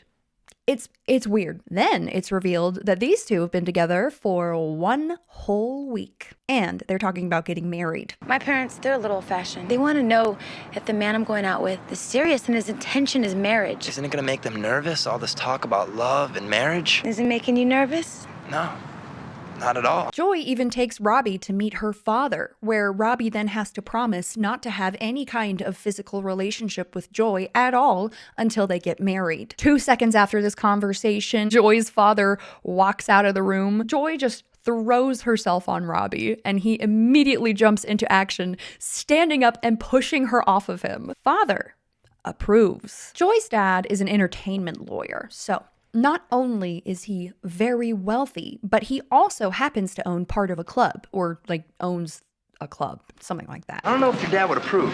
You're too cute. This is my dad's club. He's a rich guy, okay? Joy takes Robbie to her father's club to reveal to him her deepest, darkest secret. Her father forbids her from working in the entertainment industry. But unfortunately for Joy's father, she just needs to be a singer, and nobody can stop her. But I thought he didn't approve of your being in entertainment. I thought he didn't want you to be a singer. I don't think he or anybody else could stop me. I have to do this. And this, my friends, is how you become a pop star. You get really good at lip syncing and have a very rich dad. Except now that I think about it, Joy isn't even really that good at lip syncing. She messes up a lot. And in this scene, they cut the camera away whenever she messes up and just kind of like show the background musicians. Also, what universe am I even in right now? Is this Seventh Heaven? How is this still Seventh Heaven? Okay, so just to replay the events that happen in this scene, Joy takes Robbie to the club. She says, "Nobody could stop me from singing," and then proceeds to jump up on stage and do a fully rehearsed minutes-long performance, then hops off of the stage right into Robbie's arms, and nobody bats an eyelid. What is this show? So weird. Caramba. Annie has a conversation with Eric about Mary, where Annie determines that they made the right choice sending her off to Buffalo, which I vehemently disagree if you saw my last video. But Annie thinks by sending Mary to Buffalo, they most definitely stopped her from hitting rock bottom. She showed signs of getting in trouble, and we sent her to your parents before she had a chance to do something that she or we would regret. It worked, Eric. And because Mary has not entirely hit rock bottom yet, then it means it was a good decision. They made the right choice. And I don't think we've ever given ourselves any credit for doing the right thing and saving her from hitting rock bottom. Wow, Annie. Sounds a lot like confirmation bias. Maybe you should look that up right after you look up more details about Richard Nixon. You know how I said Mary and Lucy were fighting over Robbie? Well, Mary suddenly decides that she is going to seduce him, that she wants Robbie back. In order to seduce Robbie, she starts dressing like Joy. It's so weird. What is wrong with her? This escalates into Mary and Lucy fighting even more but eventually they talk it out and they apologize to each other. As Mary is apologizing to Lucy, she fully and openly admits that she has not changed at all, and she hasn't learned anything, and she's not a better person in any way, shape, or form. Yeah, Mom's been so great, and yet I did nothing to deserve it. I am still crazy, irresponsible, bad Mary, and after all this time, I don't think I've learned squat. Guess that answers that question, Annie. But Mary, fully realizing that she's a terrible person, is now prompted to go on a massive apology tour to the entire family, where she, again, openly, fully admits that she knows she is a big box of crazy sauce. I'm nuts. Remember how last episode Annie punished all the children for defying her authority by forcing them to live in the garage loft for a week? Well, somehow this punishment ends up becoming a competition between the children to see whoever can last the longest, and the winner ends up getting the garage loft to live in. I don't know where this is coming from, honestly, but they are now in a competition to see who, once and for all, will be the occupier of the garage loft room. Now, this is not anything that Annie has said. The kids all just decided it. The kids start voting each other out, and the losers have to go back into the house and apologize to their mom so that they can get their old room back. Really pointless and strange, honestly. But ultimately, Ruthie ends up winning the competition within 24 hours because she is a super genius. You know, why don't we just vote her out now? Because I have your wallet, Matt. Did you know I still have apple pie from Burger King? Vote Simon out and half of it is yours. I think Matt and I should quit kidding around here and give you back the apartment that Mom wanted you to have. I'm so sorry.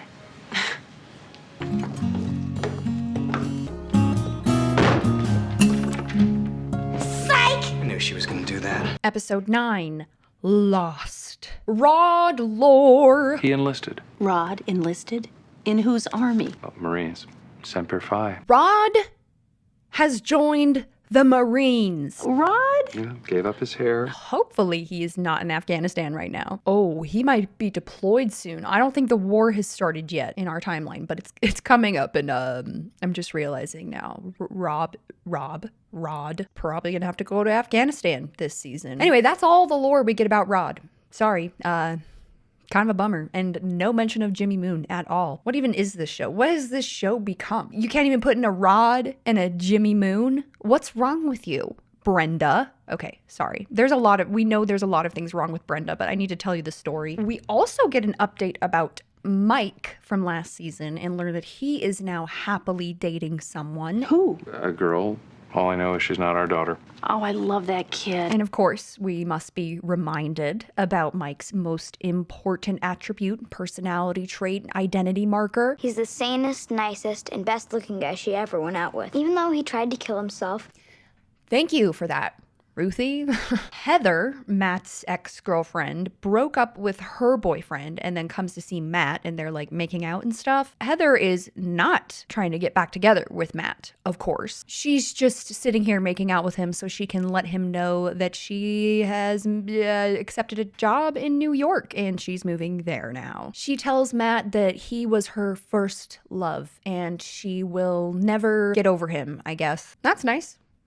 Thanks for stopping by, Heather. Now, I know none of you saw this coming, but Robbie and Joy are having some relationship problems. Yeah, I know, weird. I have 2 jobs, and I'm carrying a full course load, and it's hard. They have been spending tons of time together every single day, which has taken away from Robbie's chance to study for school. He tells Joy that he needs to catch up on his studies, so he can't spend time with her today. I can't. For the same reasons I just gave you. And Joy immediately starts acting like a little cat girl, being like, "Come play with me, please." But I need you today. Just today. Why can't you just say you understand? Why can't you just say you'll play with me today and you'll study tomorrow? I can't just play anytime I want. It's just today. Please? Please, Robbie. It's just today. Robbie gets frustrated because Joy is being extremely unreasonable. I think you're being totally selfish here. I've been with you every day since we met. But then Robbie talks to Eric about it, and Eric convinces him to go talk to Joy to find out if today is something special, like her birthday. Which, even if it was her birthday today, she should have communicated that to Robbie before the day of, or on the day of at the very least, instead of just pouting about it. But I need you today. Just today. Robbie heads to Joy's house to talk to her, and on the way, on the side of the road somewhere, he sees a dog that looks exactly like Happy, the Camden's dog, Happy. Now, this dog is not actually the Camden's dog, it's a different dog, but of course, Robbie pulls over and takes it into his car to find the owner. You're a long way from home. Come on, I'll give you a ride. This is gonna be important, okay? Trust me. Girls can be a lot of trouble, you know? Especially this one. I think I've got a picture. Yeah. Robbie shows up to Joy's house to talk to her and finds out that it's not her birthday. If it is, you should have told me, because a guy should know things like that about the woman he loves. This isn't my birthday. It's my brother's birthday. Oh, no. Does she have a dead brother? No. That's not dramatic enough. My brother Joseph. He disappeared a couple years ago. He was 7. I was helping him give the dog a bath in the front yard. I went into the house to get some more towels, and when I came out, he was gone. Yeah, apparently her younger brother just vanished into thin air one day. They do not know what happened to her younger brother, so either he was kidnapped by somebody or 7-year-old making a run for it. Hard to say. Could go either way. I don't know. No one knows. He was gone. Just like that. Joy and her father both end up seeing the dog that Robbie has in his car, and it turns out that dog was Joy's brother's dog. Yeah, we have a clue, people. Let's call the detective. They actually call a detective, and Sergeant Michaels is actually now Detective Michaels. He's been promoted, or I don't know how that works. He has a new job. He's a detective now. So he, of course, is the one in charge of this investigation. Great. Some character development for Sergeant Michaels. It's about time. What are you doing out of uniform, Sergeant Michaels? It's Detective Michaels now. That's great. Congratulations. Thank you. Wait. I thought these two were best friends. How did Eric not know that he'd gotten a promotion? We'll explain everything to you inside. This investigation suddenly becomes a high-stakes mission, and Eric somehow becomes the centerpiece of it all. They need a neutral third party. They didn't want a detective to do it, apparently. They want to just get someone neutral to take back the dog and see if they can get the police to help grab the kid. Someone like...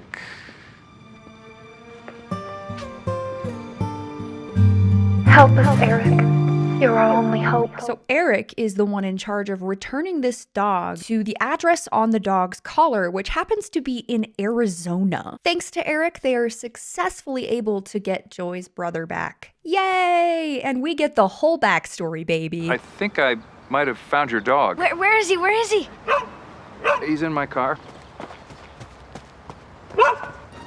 Dad? Joseph.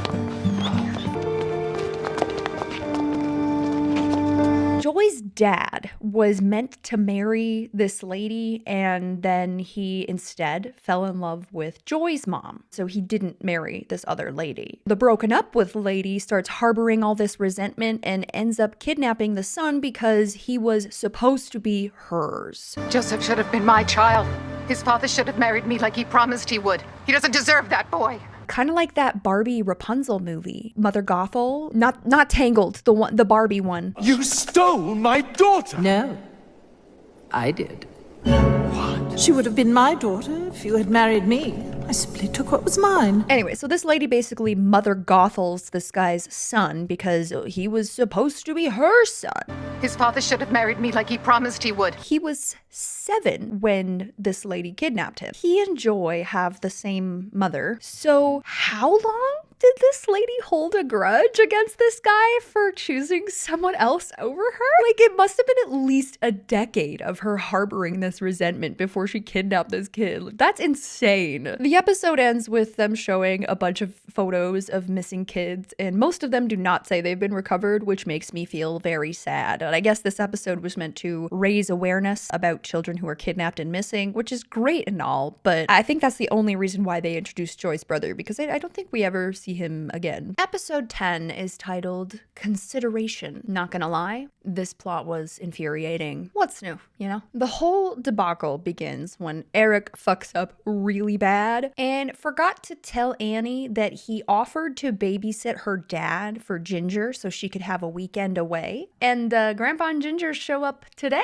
However, neither Eric or Annie are able to watch this Alzheimer's-ridden grandpa today because Annie has a lot of papers to grade for her job, and Eric has some nameless church thing, which is apparently more important than the obligation he agreed to weeks ago and failed to inform his wife about. Eric tries to pawn Grandpa off onto Lucy. When did Grandpa get here? This morning, and I need you to keep an eye on him today. Way to go, Eric. Way to take responsibility for your actions. Lucy can't watch Grandpa, though, because Jeremy called her today, and she just has to call him back right now. But Jeremy called. And... well, I'd love to help you out, but I can't. Except then she decides she's too scared to call, so she waits for a long time, and then when she finally does call him, he doesn't answer. She doesn't actually even get the chance to talk to Jeremy until the last 5 minutes of this episode. She definitely had time to watch Grandpa. Also, turns out Jeremy was only calling Lucy because he wanted to get the engagement ring back. Juilliard is expensive. I need to buy some sheet music.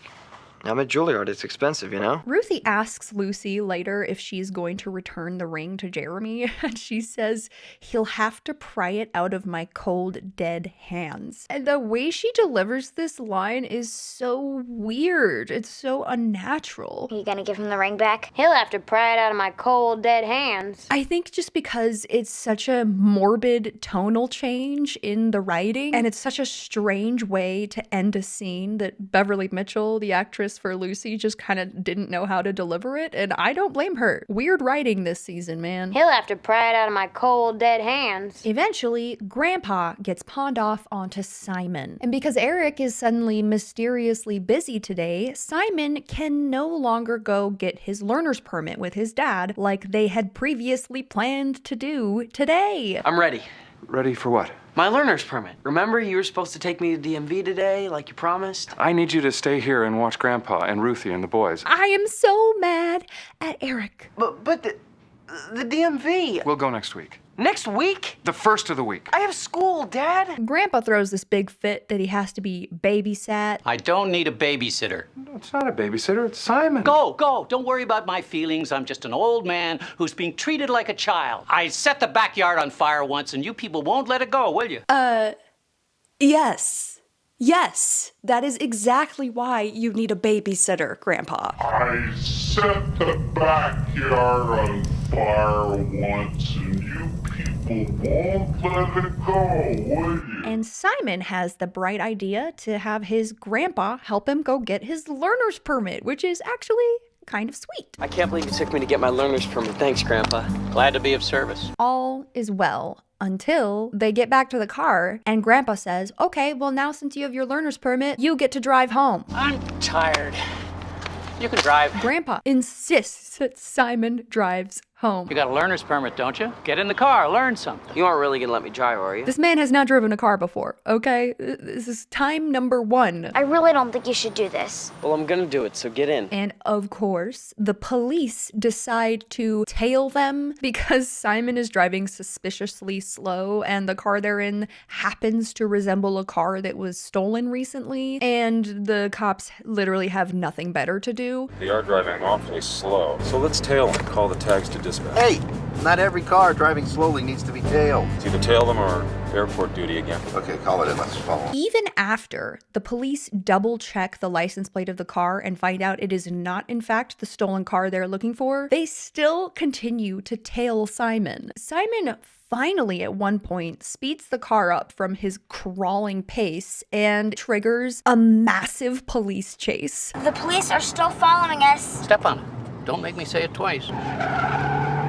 Yes! He's making a run for it! He's making a run for it! Let's go! Let's go! The cops are trying to pull Simon over, and Grandpa tells him not to pull over and just keep driving. Just drive. You didn't do anything. They're not after you. They're the police. We have to pull over. You didn't do anything wrong, so we're not going to pull over. Just drive. I don't think that's a symptom of Alzheimer's, but okay. So Grandpa, in all his wisdom, tells Simon, ignore the cops, keep driving, and then he dozes off for a little nap. I'm just going to rest my eyes here for a bit. Keep on driving. Simon just keeps driving really slow, basically in circles, as more and more police cars join this chase. We finally find out what Eric's mysterious church thing was today. Ginger's been concerned about her heart health and wanted to get some tests done without Grandpa finding out. And I guess Ginger going to the hospital to get a few tests done is more important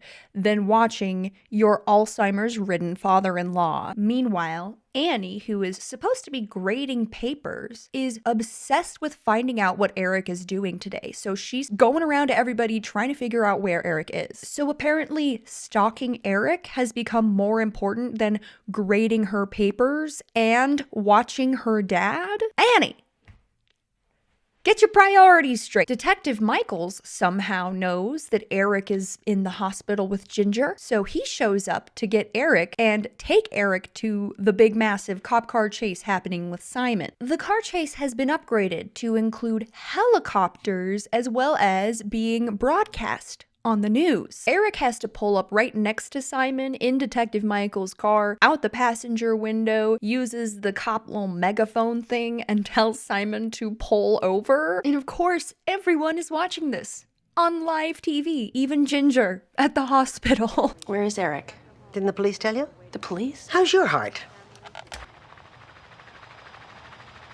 Grandpa then finds out about Ginger's testing that she's doing on her heart, and he gets really pissed off that Ginger has been babying him to try and protect him. You don't even have the consideration to tell me that you've got a heart problem and that you're having tests done? You keep me in the dark like some child. Which, yeah, it is kind of weird to hide stuff like this from your husband just because he has Alzheimer's. I mean, sure, he may not actually remember if you tell him, but still, kind of rude. Turns out Ginger is totally fine though. She is just really stressed. And somehow we come to the conclusion that Ginger is so stressed, way too stressed, because she is babying Grandpa too much. You've been treating me with kid gloves ever since the diagnosis, and I'm sick of it. I want you to treat me like your husband, your partner. Maybe if you do that, you won't be under so much stress that you think you have a heart problem. And I'm like, what? This required a trip to Glen Oak from Arizona? I'm not a child.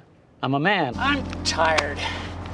You can drive. The ultimate moral of the story for Grandpa and Ginger and Annie and Eric: never lie to me again. No more lies. Never lie to me again. The end. Episode 11 is called Pathetic. The slightly too much in the family, low-key incestual vibes return in this episode when Robbie's older brother comes back into town. Now, this is not Rick, the guy who was played by Lance Bass, who ended up making out with Lucy outside of a movie theater. No, not that brother. This is the other brother, Ronald, the one who immediately made out with Lucy in the Camdens' living room as soon as they were alone together on their very first time hanging out. Apparently, Ronald is not speaking to Rick because he kissed Lucy. Yeah, I'm not talking to my brother who made out with her at the promenade. Why not?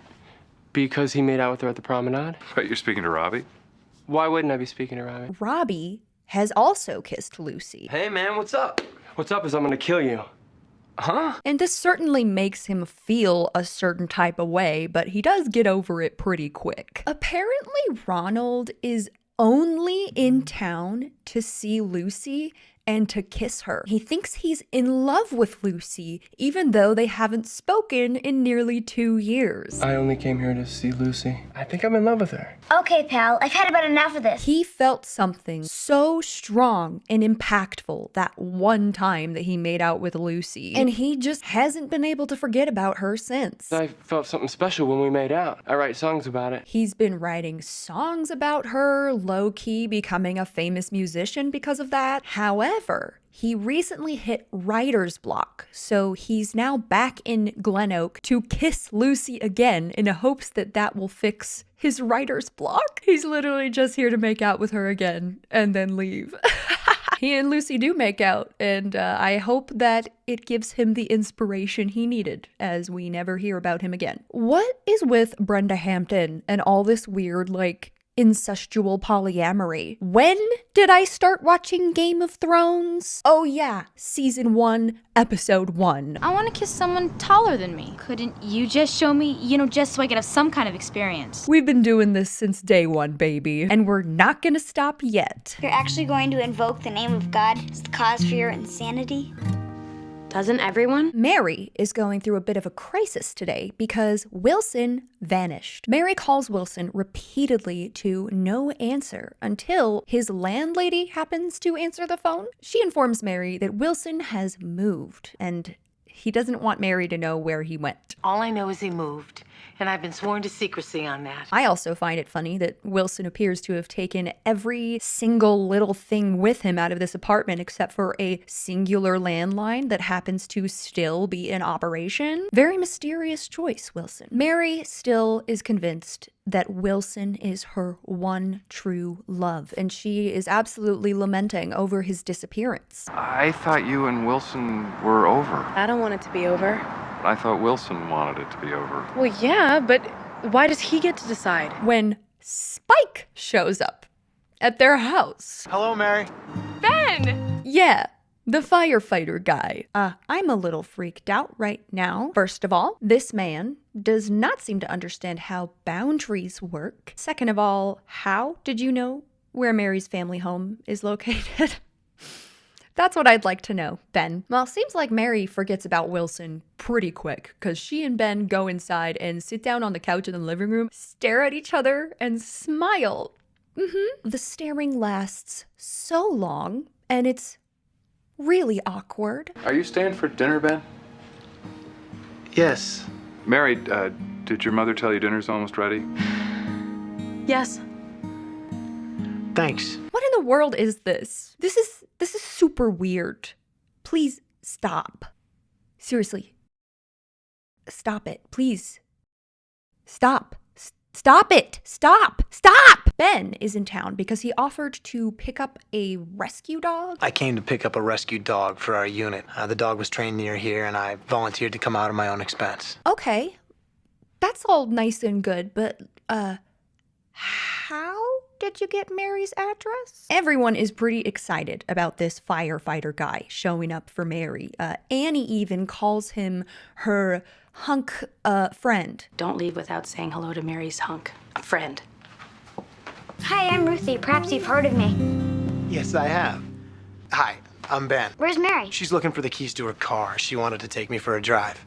That's an understatement. Huh? I better leave before I fall in love. Then, the most unrealistic part of this whole thing so far, or actually maybe it does make sense considering the massive red flags that Ben has been waving around right in front of his face the entire time we've known him, but anyway, it didn't make sense to me. I can't find my keys anywhere. Then my guess would be Lucy's driving your car. Fine, then we'll go out in Ben's car. Word of advice? Move back to New York. Follow him wherever he goes. Forget about Wilson. Forget you ever met him. And forget about finding him. Uh-oh. Maybe we shouldn't be in a car when we talk. Okay, so this guy is obsessed with Mary enough to sabotage her relationship with Wilson, hunt down her family's address in California, but then he overhears Ruthie telling Mary to forget about finding Wilson, and he's done.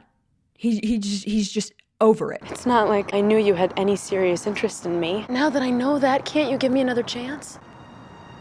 No. What? You just showed up, unannounced, out of the blue, today, professing your super deep feelings for Mary that she had no idea existed until literally right now. Then you hear one quick mention of Mary potentially not being over her ex-fiance, and you leave? You go? You know that this was a long-term serious relationship. They just broke up, and it's largely your fault that their relationship ended, and you're punishing Mary for having mixed feelings.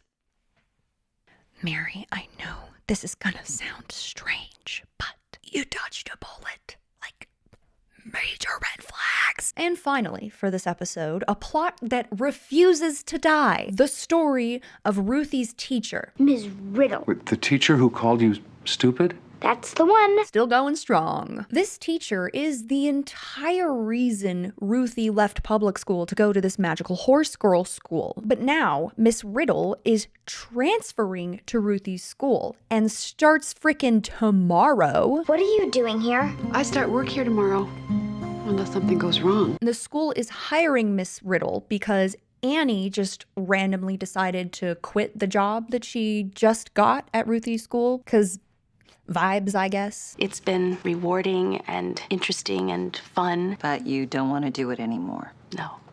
Sorry. My God, if Annie does not have ADHD, I don't know who does. We learn a little bit more about Miss Riddle. She tells Ruthie that she took the job at this school for multiple reasons. One, she wanted to find Ruthie to apologize to her. And two, the precursor to the apology, Miss Riddle's life has completely changed. She is now a kind, happy, joyful person. Miss Riddle's life has entirely changed because of a man. I met a guy, a man. Who's the guy?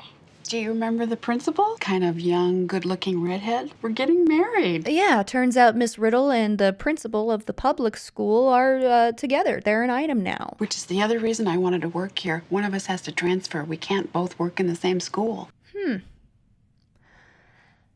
That explains how she kept her job. Ms. Riddle from last year, she's been promoted to the 4th grade along with you. Isn't that wonderful? Episode 12 is called Suspicion. Complaint number 1, there is way too much eating in this episode, and it's really gross. So it's all on you. Eat up. I don't know what the director was thinking. Too much food, too much people eating food. I don't want to see that. I think it's a good start. It's better than a good start. Have another pancake.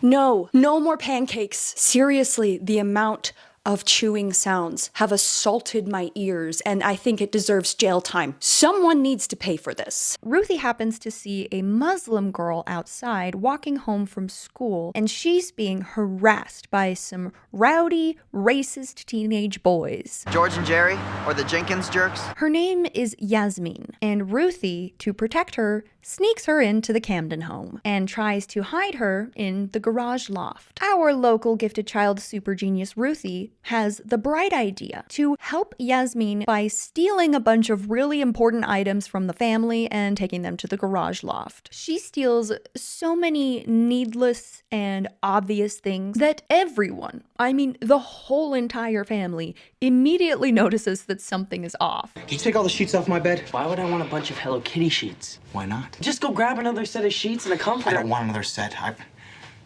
I've grown accustomed to the kitty sheets. She steals like entire packets of food. I bought a week's worth of cheese and lunch meat for sandwiches, and this is all that's left. A bunch of random comfort items and Mary's makeup? I want to find out who went through all my drawers. And I'd like to know who took all my makeup. Was that necessary? We can play with Simon's Game Boy. Ruthie's master plan backfires immensely, and she's caught within minutes of finally settling down after this mass burglary heist. Ruthie, are you in there? Ruthie, this is your dad speaking. And your mom. You have got 5 seconds to open up. Busted. Drat!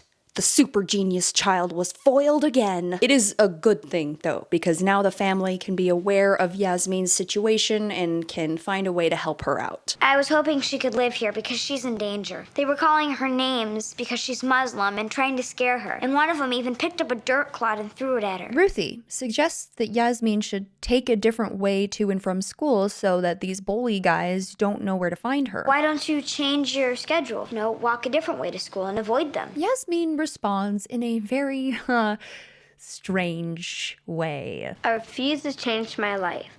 I refuse to be a victim. Good for you. Now you've done it.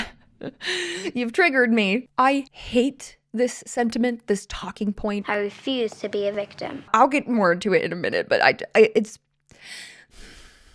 I'm triggered. Annie and Eric invite Yasmin's mother over to talk. She explains to them how she's lived in this neighborhood for many years and has worn her hijab as well and never had a weird look or had anyone say anything. We've been living here all our lives, and we've never had any problems with anyone. After the 9/11 attacks, people started treating her differently. Suddenly, people are staring at my hijab. I've worn it all my adult life, and now I get looks and whispers as I pass by. Why was I not asked about it years ago? I'm surprised no one has ever said anything to you about it for years. I really doubt it. People are mean. Yasmin's mom happens to say something that is additionally very triggering to me. I'm sorry to burden you with my problems. I'm a very proactive person. I hope I'm not sounding like a victim because that's not my intent. As if being a victim is a problem in some way. This kind of language is extremely common, unfortunately, and I really hate it. I want to specify here that I'm not talking about people who are not a victim in a situation and they try and twist the narrative to make themselves into a victim. That is often correctly referred to as making yourself a victim. That is the proper way to use that when someone is being manipulative when they are not, in fact, actually a victim. That is a very common emotional abuse tactic. It is absolutely not okay, and that's not what I'm talking about here. I'm specifically talking about people who throw out, oh, you're just making yourself a victim as a cop-out instead of like actually listening to people and supporting victims. And honestly, this is how I believe this sentiment is used most often. At least that's how I've seen it used most often, is to invalidate and attack people who are actually seriously victims. Just wanted to clarify that. It's such a common sentiment, especially about people of color, to hear that they're just complaining and making themselves a victim. By calling out systemic abuse that they've experienced and racism that they've experienced with white people. I hope I'm not sounding like a victim because that's not my intent. Because of this, people who genuinely are victims of terrible things don't talk about what they're going through out of fear that they're going to be perceived as whiny or lazy or making themselves a victim. Yasmin, what kind of danger is Ruthie talking about? I'd rather not talk about it. I know this sounds like a bit of a wacky idea, but it's actually okay to have been a victim. It's okay to acknowledge your victimhood in a situation and to have feelings about it, to process that and to talk about it with people. It's okay to struggle in life because of things that happened to you in your past or happening in your present. That's just normal and human. Life was happy until one day our entire world turned upside down. Being a victim does not inherently make you a lazy bad person who's just bitching and moaning and trying to complain about your life. And they complain and do nothing but bitch. The fact is, you've had experiences in your life that have damaged you. And I think the first part of the healing process is being able to recognize the damage that has happened and not blaming yourself for those things. I'm not myself lately. My husband is taken ill, and I myself am sick with worry for Yasmin's safety. Oh, you're just making yourself a victim. Okay, but sometimes people actually are victims, though. And this was happening right outside our house? It's happening everywhere. They've been doing this for a while. They know where I live, and sometimes they wait for me. Maybe we shouldn't always write it off and tell people they're just trying to make themselves into a victim in a situation. These are people that do nothing but complain. There's also kind of like a gross white savior complex feeling written into this scene. I hope what's happened with Yasmin doesn't make you lose your faith in people's kindness. Oh, how can I? I have proof sitting right here in front of me. The lines given to Yasmin's mother kind of read to me like, "Oh, dear white people, I swear I'm not complaining or anything. I'm oh so grateful to be a part of this amazing, safe white community." In fact, I couldn't think of wanting to live anywhere else but here in Glen Oak. There's no way I would be making a fuss about people treating me differently as a minority here. I hope I'm not sounding like a victim because that's not my intent. It's just that my whole life has changed since 9/11 and I'm really unhappy. But I'm not bitching and moaning or anything like that. Good for you. Thank you for listening to my rant. Let's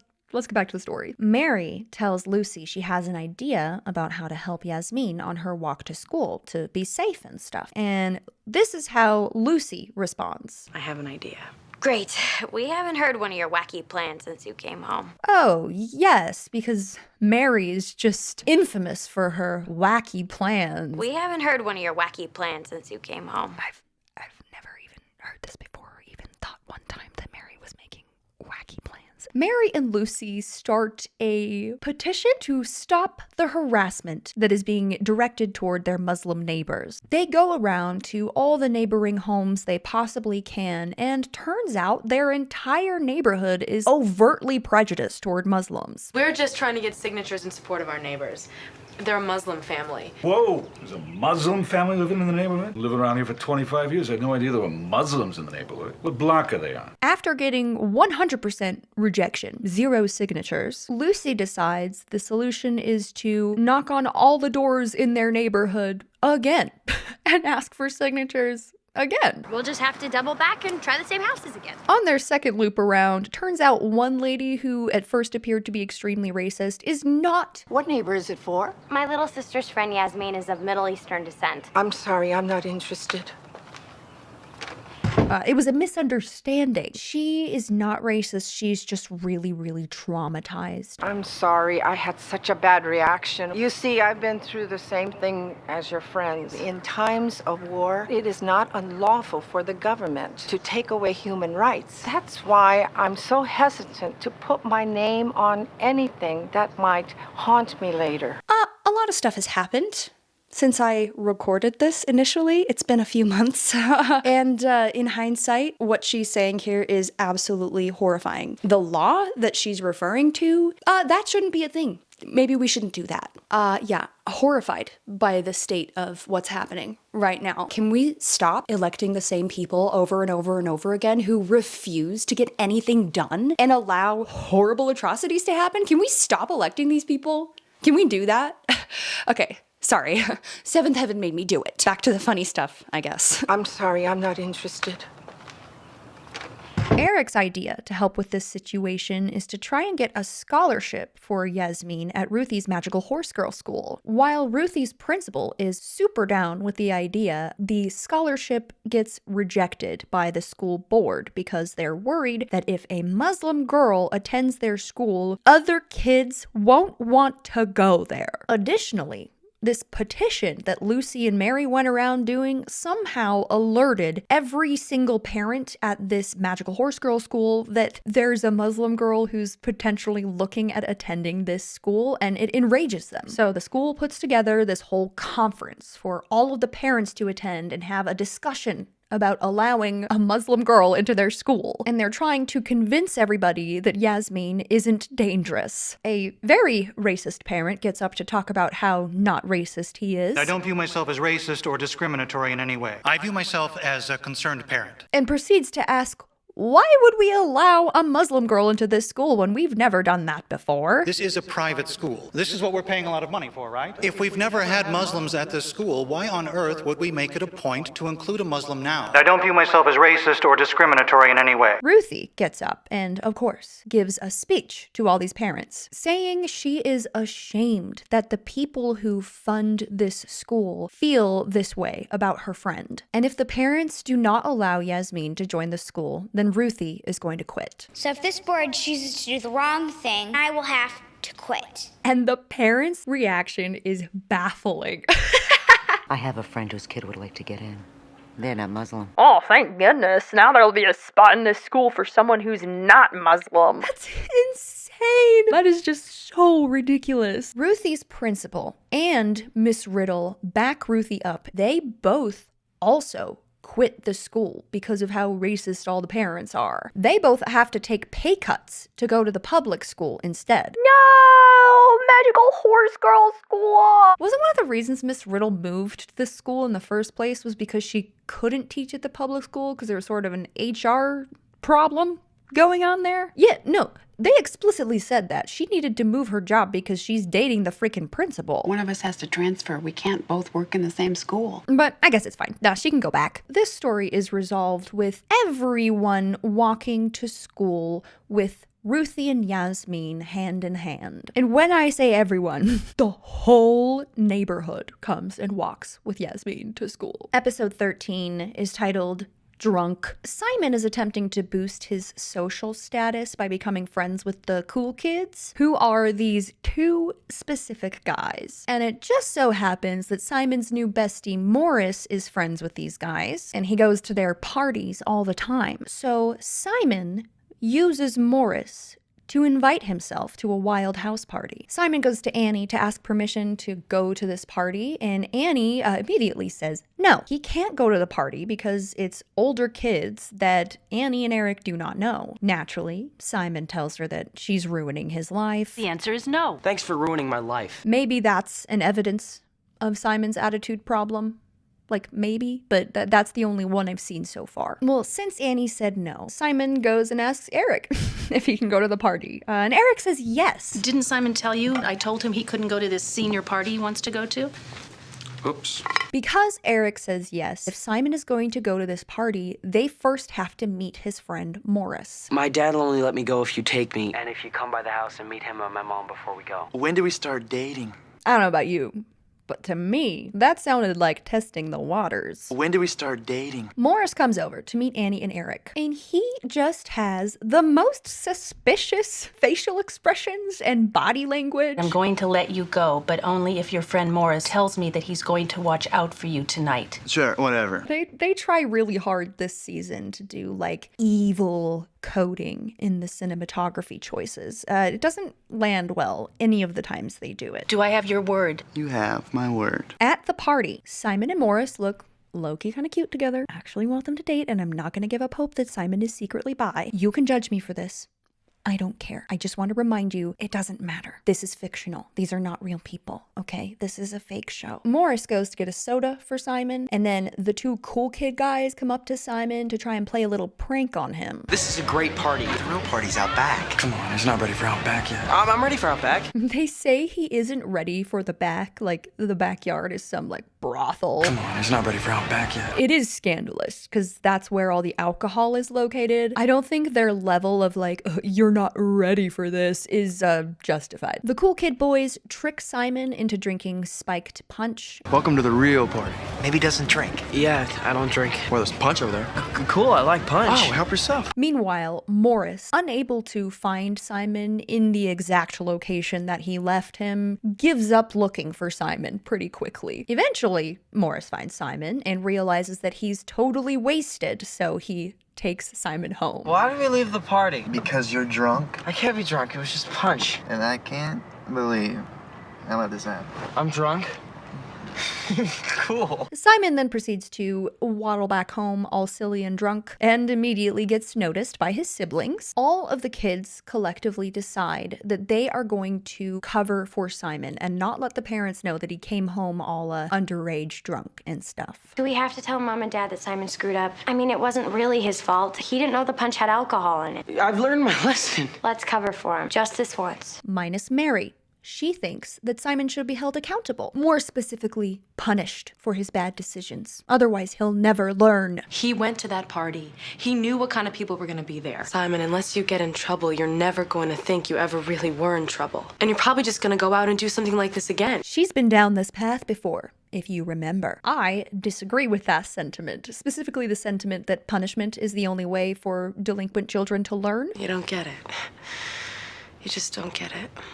Now, I may change my opinion when I have a teenager, but so far in my parenting career, I have discovered that education is very effective, far more effective than punishment. For example, with a hot stove, it's really effective to tell children the stove is really, really hot. And if you touch it or mess around, it will hurt you before they ever find themselves touching the stove. That approach tends to work a little better than yelling at a child when they're already reaching their finger in to touch the stove. Don't touch that! Becomes, hey, this is dangerous and this will hurt you. Be careful. There is a reason I'm talking about this. In my opinion, the best approach with adult-style recreation activities, for example, sex, drugs, and alcohol, with children, education is actually the most important thing we can do. Teaching comprehensive sex education is far more effective than abstinence only. Abstinence only education, you're gonna get a lot of STDs, you're gonna get a lot of unwanted pregnancies. At the appropriate age, you know, when we're coming into teenage years, even if they're too young to do drugs and alcohol or whatever, it's still important to teach safety. People are far more likely to become addicted to something if it's been withheld from them and they don't have any education about it. If we can educate teenagers about how to be safe if they ever encounter alcohol, those children are going to be far better off than those who were told, don't drink alcohol ever, because I said so. Preventative education is far more effective than just saying, no, don't do that. It's actually the best way to prevent problems. I know, weird. Anyway, the children do a heist to protect Simon. They hide him from his parents, which is actually super dangerous because Simon is acting very, very drunk and there is a possibility he could have like alcohol poisoning or something. So it'd probably be a better idea to let the parents know. Even if the parents are going to be unreasonably mad about it, better safe than sorry. Annie and Eric are on to the kids that they're doing some kind of secret scheme because they're all acting really weird. Something's going on. Oh, yeah. But the kids almost get away with it. Morris was ruminating about the night and realizing that he kind of just dropped Simon off and abandoned him, and he's worried, wanting to make sure that he's okay. So he shows up at the door and tells everything to Annie and Eric. I came back because I gave Mrs. Camden my word, and I wanted to apologize. Doing the right thing is kind of new to me. Upon hearing the news that Simon was tricked into drinking copious amounts of alcohol, the parents are mad at Simon. Simon was drunk.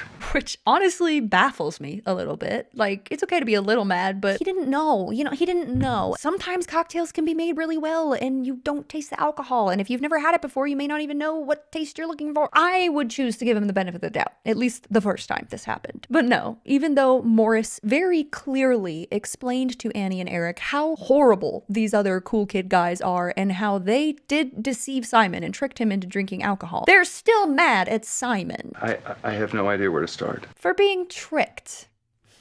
Guys. I'll never do it again, I promise. How can you promise that? This is called an educational opportunity. Which, by the way, should have happened before he went to the party that you parents were aware had the potential to be this kind of party. But you let your 15-year-old child go anyway. You didn't warn him about alcohol safety, and now you're mad at him? This is not Simon's fault. Tonight wasn't my fault. It wasn't my fault.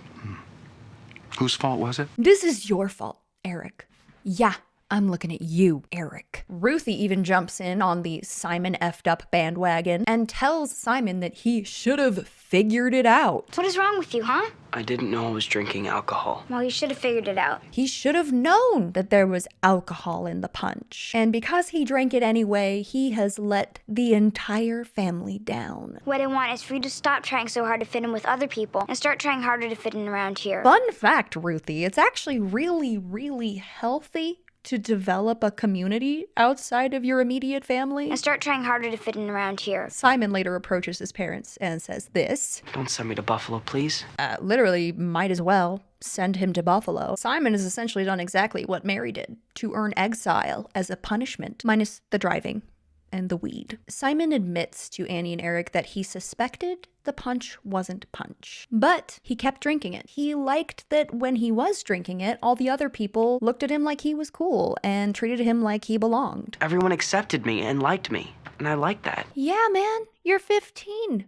Of course you feel that way. That is a perfectly normal and okay feeling to have. Now, my child, whom I love very much, let's have a conversation about alcohol safety, okay? But no, actually, you're grounded or something. Go to your room. To start with, you're grounded. No parties, no after-school activities, no anything. Until we can trust you again. You should have known better, you delinquent child loser that causes me so much shame that I... Oh, and also in this episode, Matt gets accepted into medical school, and it happens to be his dream school. So yay for Matt. Episode 14 is titled Hot Pants. Yeah, the episode titles get a little more creative from here on out, which I do appreciate. This is a Valentine's Day episode, so buckle up, cause oh boy, this episode full to the brim with absolutely pointless, entirely avoidable drama. To start us off, Mary eavesdrops on Robbie's private phone conversations. He did leave the bedroom door open, to be fair, so it is partially his fault, but still. Mary overhears Robbie making plans to go to a hotel with Joy. This triggers a little bit of trauma for Mary as she remembers when Robbie made secret Valentine's Day plans with her and took her to a motel to coerce her into having sex with him. So Mary projects her past situation onto this situation and decides that Robbie is definitely planning to have sex with Joy at this hotel tonight. Mary ends up reaching out to Joy and meeting up with her in public so she can tell her about Robbie's secret plans. But Joy is actually super excited about these secret plans and tells Robbie that Mary telling her this made their relationship stronger. Joy told me about your little meeting, and you'll be sad to know that instead of breaking us up, you just brought us closer together. Later, Robbie shows up at Joy's house, and she says that instead of going out to the hotel tonight, they should just stay in at her place because no one else is home. You don't have to take me to a hotel so we can be together. We can be together here. We're all alone? Not even the butler. Yeah,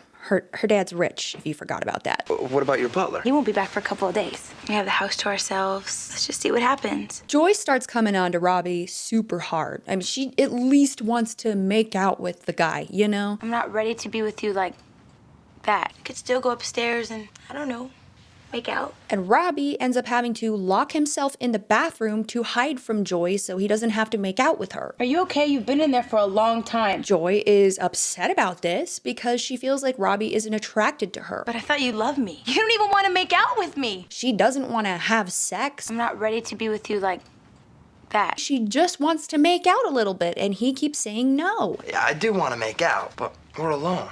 And I don't think I could trust myself to stop. He won't make out with her since she is so special and different and special of a girl. I've been with a few women, but you are so different. I don't want to be with you until you're my wife. This conversation/fight is overheard and interrupted by the butler. Well, I'm not disappointed. I am surprised, though. Who we learn likes to be called Mr. And Mr. I'm sorry, I don't know your name. It's Mr. Mr. gives Robbie a big stamp of approval for not giving in to Joy's temptress siren call. How much of that did you hear? Oh, I heard it all. So you're not going to tell on me? Technically, thanks to Mr. Palmer, you really weren't doing anything. Joy is extremely worried about her father finding out that she was wanting to make out with Robbie. And this dynamic with her and her father is very concerning to me because as far as I know, Joy is an adult and her father is like intensely micromanaging her sex life. That's a little concerning to me and feels a little bit weird. Robbie does take Joy out to the original hotel plan that he had made earlier. And the plan was not to coerce Joy into sex, but actually to introduce Joy to his mother, who is only staying in Glen Oak for one night at this hotel. Simon gets hit on by a girl who's a senior named Maria. I'm a little surprised that you're talking to me. You're Maria Davis and I'm me. Yeah, that's why I'm talking to you. She happened to be at that party that Simon went to where he got super wasted. Maria basically invites herself over to help study with Simon because he's grounded for accidentally consuming alcohol, so he cannot leave the house tonight. Annie and Eric weirdly agree to allow Simon to have Maria over to hang out, but they do make a very clear stipulation. There is no making out allowed. Let's keep things parentally guided with your friend. No making out. Okay, mister? No making out, mister. Yeah, no problem. I barely even know Maria. Of course, Maria comes over and immediately starts making out with Simon. And of course, they are caught by Sam and David and also Eric. I mean, they weren't trying to be that discreet. They were just making out in the living room, so yeah, they're gonna get caught. And Eric sees this play out in 4K and doesn't really seem to care that Simon is breaking the one rule he set. Eric just kind of walks away and doesn't say anything about it, so. You seem to be having a good night. I'm sorry about the makeout thing, but she is an animal. Simon and Maria make out all evening, and then Maria invites herself out to go on another date with Simon. But we never see her again. Oh no. Simon's turning into Matt. It's happening again. Lucy is going to a local college right now, and while she's at school, she runs into Jeremy. I don't know why Jeremy is there. Really, he shouldn't be there, but he and Lucy run into each other and they catch up a little bit. I was just visiting a friend who's in the music department. A few episodes back, when Jeremy had called to see if he could get the ring back, Lucy actually does end up sending the ring to him by the end of the episode, so he has it now. Jeremy tells Lucy that he is only back in town so that he can return the ring to the original jeweler that he bought it from. But the way he tells her is super weird. I got some unfinished business to take care of. She asks him why he's here, and he just holds out the ring box as if he's like back so he can get back together with her. Come on, don't do this to me. Only to be like, oh, I'm just in town so I can return it. And also, I have a date tonight. I'm meeting a friend at the pool hall, and I'd invite you along, but I don't think you'd be comfortable with this particular friend. Can someone please tell me why Jeremy is suddenly talking like he's about to audition for the role of Rocky? He's lived in New York for like maybe a year, and this is how he's talking now. And I'd invite you along, but I don't think you'd be comfortable with this particular friend. That's wild to me. I told the jeweler who sold me the ring what happened with us, and he said that if I brought it back, he'd work something out. Lucy decides to drag Mary along with her to the pool hall so that she can stalk Jeremy on his date tonight. I'm stealth. I'm a cat. He won't see me. Lucy? He is on a double date with Mike Pierce, who tried to kill himself. Mike? Hey, Lucy. And Mike's new Russian model girlfriend, along with her other Russian model friend she brought along for Jeremy to go out with. They don't actually say they're Russian models, but they didn't say they're not Russian models. Jeremy accuses Lucy of stalking him. She is. You just came here tonight to spy on me. And this is where it comes out. The truth. The definitive, actual reason why Lucy broke up with Jeremy. And it is because his family smokes pot. And maybe it was your pot-smoking parents that drove me to it. Oh my God. Ah, Lucy, come on. None of this, they kind of kicked me out garbage. No, you left him because you didn't like that his family smokes pot. And Jeremy has a right to be upset about that, sure, but he does cross a line when he calls her psychotic. Were you this mean when we were engaged? Were you this psychotic when we were engaged? Jeremy is an asshole, actually. And you know what? I called it from the first episode we saw him. I knew he was trouble when he walked in and started love bombing Lucy like stratospheric levels of love bombing. Called it. Wilson, after vanishing into thin air a few weeks ago, also shows up at this pool hall tonight with a new girlfriend who he met on the plane ride home from New York to Glen Oak. Also, the girl that Wilson met on the plane is Corey, one of Mary's friends from a few seasons ago. And Mary really helped her out. Mary had her back. Okay? After everything Mary did for you, I'm so disappointed. Way to be a girl's girl. Wilson and I didn't know how to tell you. So that's really fun for Mary to digest. I missed her. Oh, I missed you too. I have to go to the bathroom. Okay, nope. Wilson is insensitive and a bit of an asshole, and I don't like him anymore. I changed my mind. I do not like Wilson anymore. Forget everything I said before. We don't like Wilson. That was short-lived. There is a ridiculous plot with Matt in this episode where he is just lonely on Valentine's Day, so he starts calling all his exes to see if someone will get back together with him. He just makes a major fool of himself. Cheryl is seeing someone, so she and Matt are definitely over now. He calls up Shauna in New York, and turns out she is engaged to Brett, the guy she cheated on Matt with. And then he tries to get a hold of Heather, and Shauna answers because Heather and Shauna are now roommates. That's a fun sequence of events, I guess. So who are you trying to call? My old girlfriend, Heather. She just moved to New York.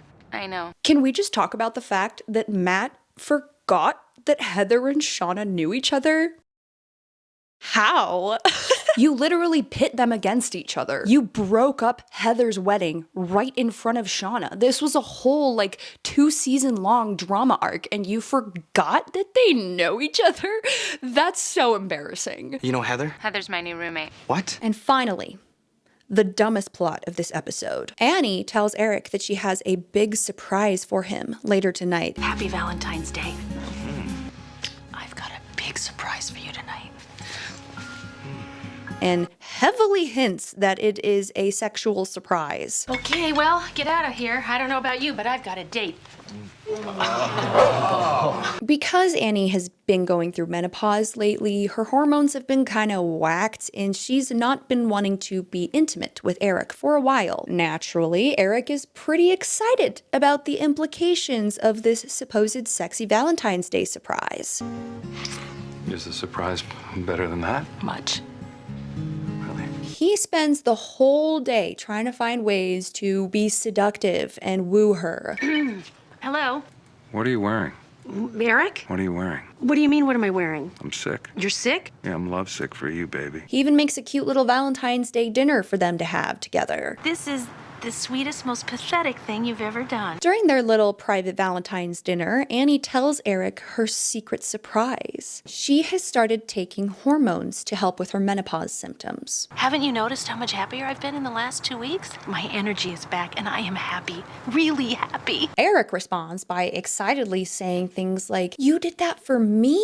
And, "Wow, this is the best gift you could have ever gotten me." Which to me seems pretty harmless, but Annie gets super pissed off about it. I'm extremely confused by Annie's reaction because Eric does say something that could be interpreted as hurtful. Okay, I have to admit, I had noticed you've been a little easier to be around lately. I can see how that would make her feel a little bit offended, but if you watch her facial expressions and her reactions while Eric is talking to her, the things that she gets mad about are these specific sentences. You took hormones for me?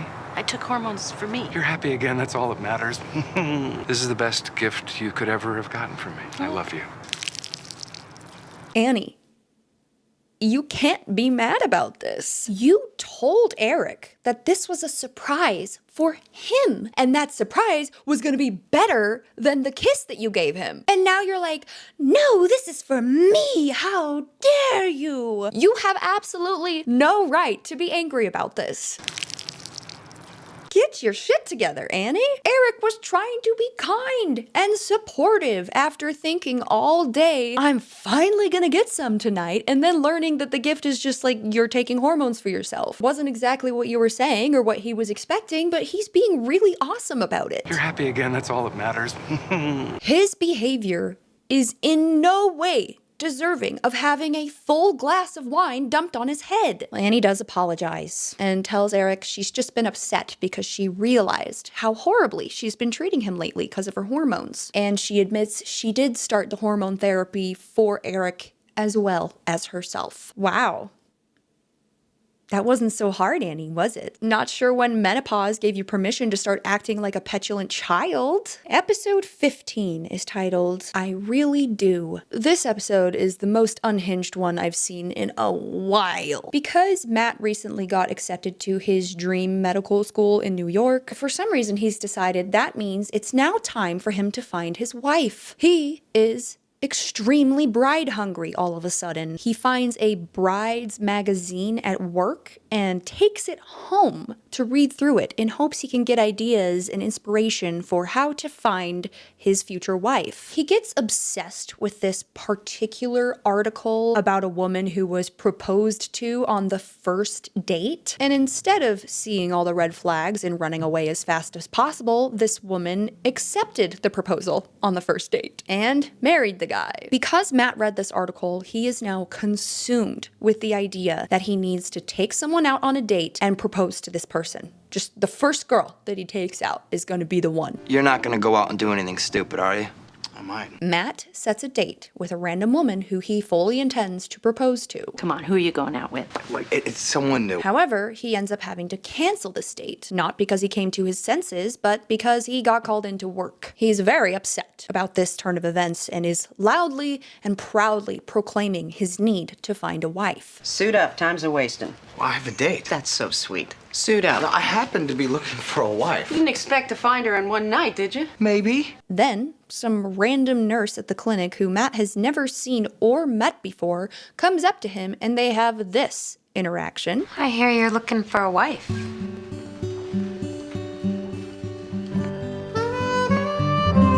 Cue the montage of Matt and this woman, Sarah, he has never seen or met before, sporadically speaking throughout the night. So, specifically, what are you looking for in a wife? So are you dating anyone? Sarah is straight up interviewing Matt like it's a freaking job. Were you thinking about getting married and going to medical school at the same time, or were you thinking about getting engaged and going to medical school at the same time, and then later after medical school getting married? The first one. What field of study? I want to deliver babies. How many babies do you want from your wife? Kinda liked it though. I thought the chemistry was kinda cute. What are you looking for in a husband? What makes you think I'm looking for a husband? We get a return of Doc, the doctor of life. Doc? Matt? I was not expecting that because this guy was just like a random patient that Matt met at the hospital one time, and Matt's at a women's clinic now, not even at the hospital. So where did this guy come from? Why is he here again? How did he find Matt? Somebody having a life crisis around here? Well, I want to get married. Is that a crisis? Depends on who you're married. Who you married? Is Doc like an angel or something? I'm half expecting him to fade into the background like Annie's mom did. I have to go now. I don't know what's come over me. I feel compelled to get married right now. So get married right now. Doc, upon hearing that Matt is looking for a wife, points across the room at Sarah and says, "You should marry her." I like her. You know her? And unfortunately, Matt thinks that Doc is some inspired guru kind of guy and takes everything he says very seriously. Matt low-key worships Doc. It's not healthy. I met her tonight. Her name's Sarah. Marry Sarah. She's nice. Well, maybe Doc isn't an angel. We learned that he's at the clinic because he's dating Jane Lynch. What a coinkydink. You're locking up, right, Captain? Yeah, I'll lock up. And I hope you're wearing your dancing shoes. Of course. Go for it, kid. Well, it's looking like Matt and Sarah are hitting it off really well. Seems like they're the perfect fit for each other. All their goals and dreams and aspirations align perfectly. So far. They're even going to be attending the same medical school in New York. Sarah asks Matt out on a date, which he accepts. They go out to dinner and get to know each other a little bit more. Sarah is a bit more forthcoming than Hank was for Julie. She actually tells Matt that she's Jewish. What does your father do? He's a rabbi. Sarah thought that Matt already knew that she was Jewish, even though they've never met before. You had no hint that I was Jewish. I guess it just should have been obvious to him somehow. What does your father do? He's a minister. I didn't see that coming. When she realizes that Matt is not Jewish, but is in fact Christian, she says, "Oh, well, I guess we can't be together then." I guess I should say thank you for the coffee and have a nice life. But then they change their minds immediately and decide they're getting married anyway. I want to see you again. Tomorrow night, you pick me up at 7 and you'll meet my family, and then we'll drop by your house and meet your family, and we'll go from there. That sounds like a great idea. Let's go tell our parents. Yay! So, we'll make tomorrow night a real date. Sarah's dad is very serious about Sarah marrying a man who is also Jewish. So Sarah's parents right off the bat do not support this arrangement at all. Our dream is for you to have a nice Jewish husband and carry on our nice Jewish faith, of which this friend of yours you want to marry knows nothing. Matt is a lovely man who is not for you. Then they go and meet Matt's parents, who are also deeply concerned about this situation, to say the least.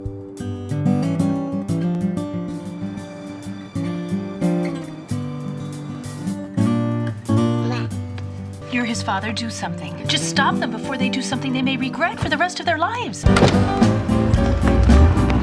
Matt and Sarah leave the Camden house to go out again that night, and the whole family just stays there, looking out the window like that, waiting for Matt to come home. On their second date, Sarah tells Matt that she's a Democrat, and he tries to convince her that she is a Republican, actually. How can you be Republican? I like Bush. I voted for Bush. I like Bush too, I admit it, but I am still a That Democrat. doesn't sound like you're a Democrat.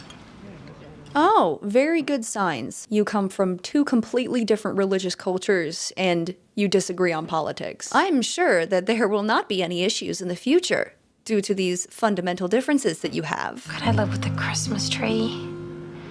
Really? I also love how there's a bunch of Bush glazing in this conversation. I like Bush. I voted for Bush. I like Bush too, I admit it. I call upon all nations to do everything they can to stop these terrorist killers. Now watch this drive. I think this was technically filmed before Bush became a war criminal responsible for 4.5 million unnecessary deaths, so we'll give a pass on liking Bush for now. They never stop thinking about new ways to harm our country and our people. And neither do we. Oh, and another very important detail, Sarah is rich. I guess I'm what people call, what's the word?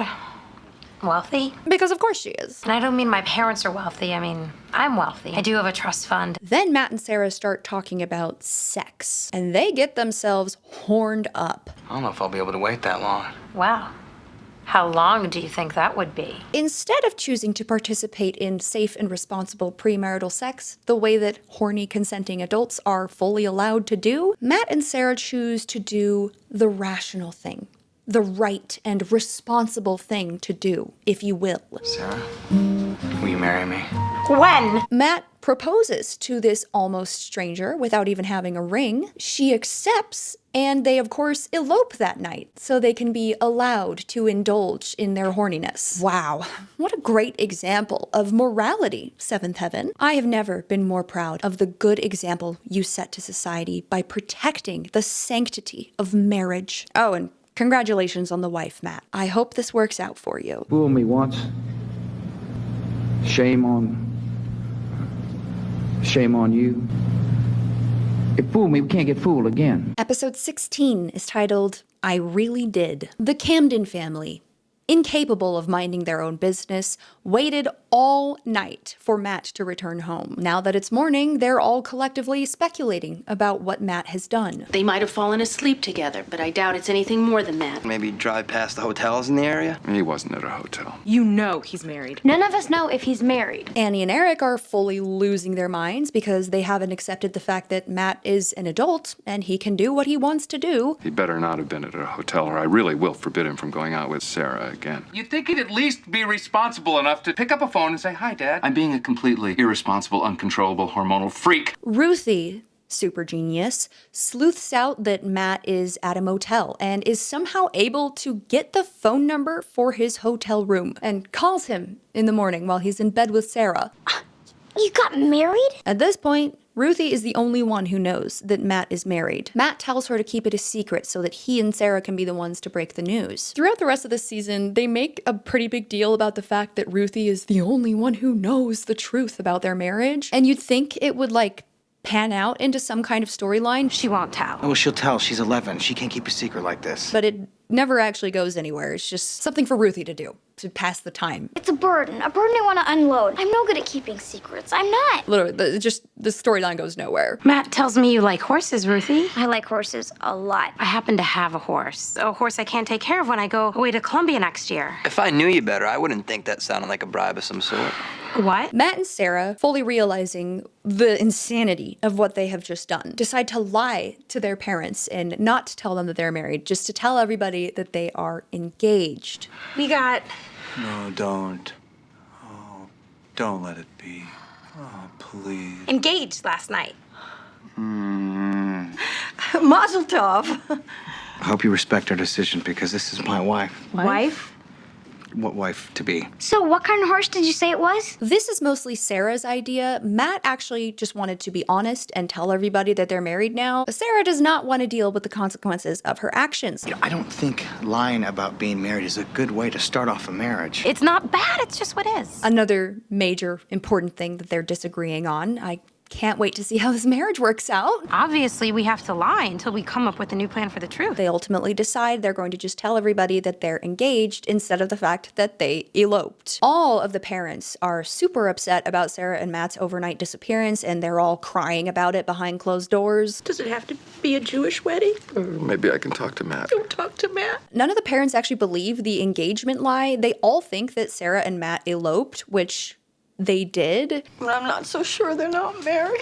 But again, this doesn't actually pan out to anything. No one actually finds out that they had already been married. It never comes to fruition. It's kind of frustrating. Eric even secretly hopes that they got married because that would mean they didn't have sex when they weren't married, okay? In a way, I wish they'd gotten married last night. I wish they'd gotten married last night, too. We don't want Matt having sex outside of marriage. Oh, no. And maybe they're just telling us they're engaged to kind of get us used to the idea. You know, I like that. It would be so much better if he eloped with someone he'd barely met. I like that idea a lot. You know what? I'm gonna say it. Y'all really need to stop obsessing over other people's sex lives. Some Christians just think way too much about that. You worry way too much about people's sex lives that are not your own. And I think you really need to cut it out. It's weird. Episode 17 is titled Lip Service. Nothing really happens in this episode, except we learned that Matt is considering converting to Judaism so he can marry Sarah. We're just exploring the idea. I'm exploring. And Eric is not happy about that. Yikes. As if changing religions is as simple as changing shirts. You take one bite of kugel and suddenly, no Jesus? You're not being reasonable. You're not Jewish, and that's all there is to it. The Camdens got invited to a dinner at Sarah's home with her parents, and Annie decides to make a traditional Jewish dish to bridge the gap, as an act of kindness. Annie puts a ton of effort into researching, making all these different dishes. But somehow, despite all this research, ends up making a non-kosher meal and serves it to the family, including the mother, who happens to practice kosher quite seriously. How did you make it come out so smooth? I didn't have any chicken fat, so I used a few ounces of cream. Oh. So, that's fun. Also, Mary tries to seduce Robbie again. What is with her? I don't know. Anyway, next episode. Episode 18 is titled The Ring. Mary takes Lucy on a last-minute impromptu bargain flight to New York so she can move into Wilson's old apartment and start dating Ben. Apparently, she has already put money down to move into Wilson's old apartment. And I'm left here wondering, where is all this money coming from? Mary hasn't been working at all, except for when she was trained to be a firefighter and then quit immediately. Upon arrival in New York at the airport, Lucy has to go to the bathroom and leaves her bag with Mary. Somehow, Mary finds a way to leave Lucy's bag unattended during this brief bathroom break, and during that time, the police show up to take Lucy's bag away and throw it in the garbage. Any bag left unattended in the terminal is confiscated and destroyed. It's a matter of national security. Lucy gets very upset with the security officer who tells her this information. Give me back my bag. Ma'am, please step back. And this gets her arrested by airport security. Oh, right. I'm a terrorist. Lucy Camden, leader of the Al-Qaeda network. In the airport security office, Lucy starts bad-mouthing the cop who ended up taking her bag to throw it away. I'd like to meet the pea-brain moron with a badge who decided my bag was a threat to national security. Ah,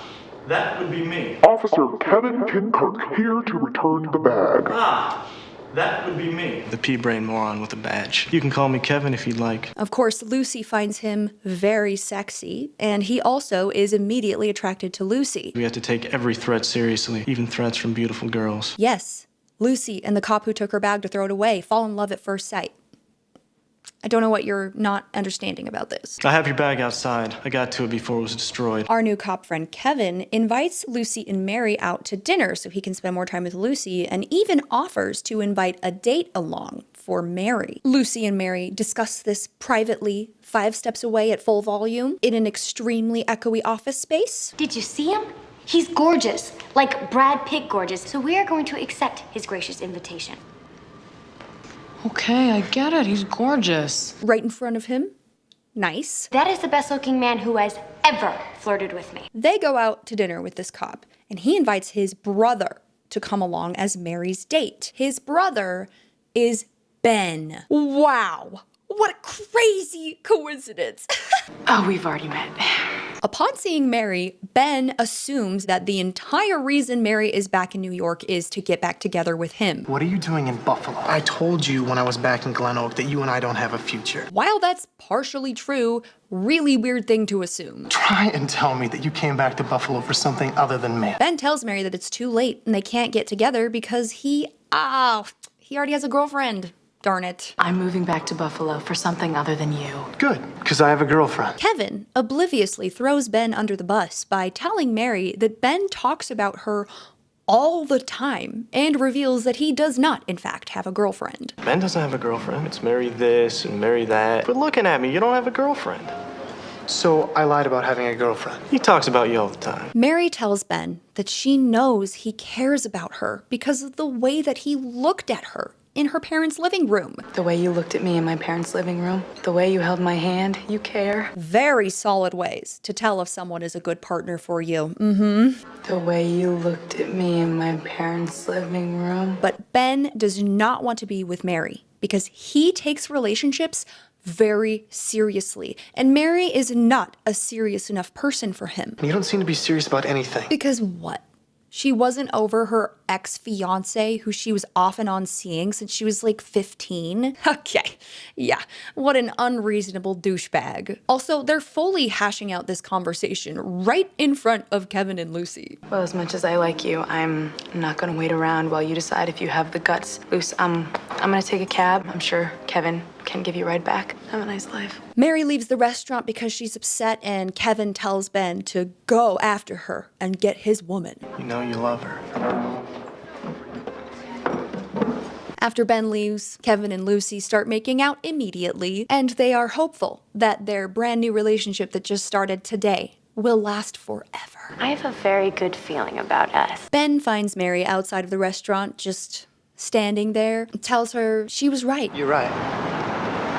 I'm scared. Which is something she accused him of earlier. You're just scared. And he makes out with her. The last bombshell for this particular plotline is Mary got a job at JetBlue working as a flight attendant. For JetBlue Airlines. And honestly, I love that for her. Now I know it's extremely difficult to believe that Matt and Sarah would be having problems with their relationship this early on. There is trouble in paradise. Matt and Sarah are fighting over some pretty important wedding details, like the type of wedding that they're gonna have and how many guests they're gonna invite. But if you've been planning for weeks, why did you just ask my permission? I didn't ask your permission, I asked your opinion. What's the point in asking my opinion on something you've already decided? But Sarah's biggest problem right now is that she doesn't have an engagement ring. I don't think you should have made wedding plans with your mother before talking to me. You shouldn't have decided that I didn't need an engagement ring before talking to me. I got 99 problems and a ring ain't one. But then after thinking about it, she decides that she doesn't actually need a ring, and she tells this to Matt, that she doesn't need a ring. I thought about everything, and I don't need an engagement ring. Matt surprises her with a ring anyway. Sarah is super excited about it until she learns the stone is not actually a real diamond, it's something called gemette. You can't afford this. It only costs $200. A fake? It's gemette. So,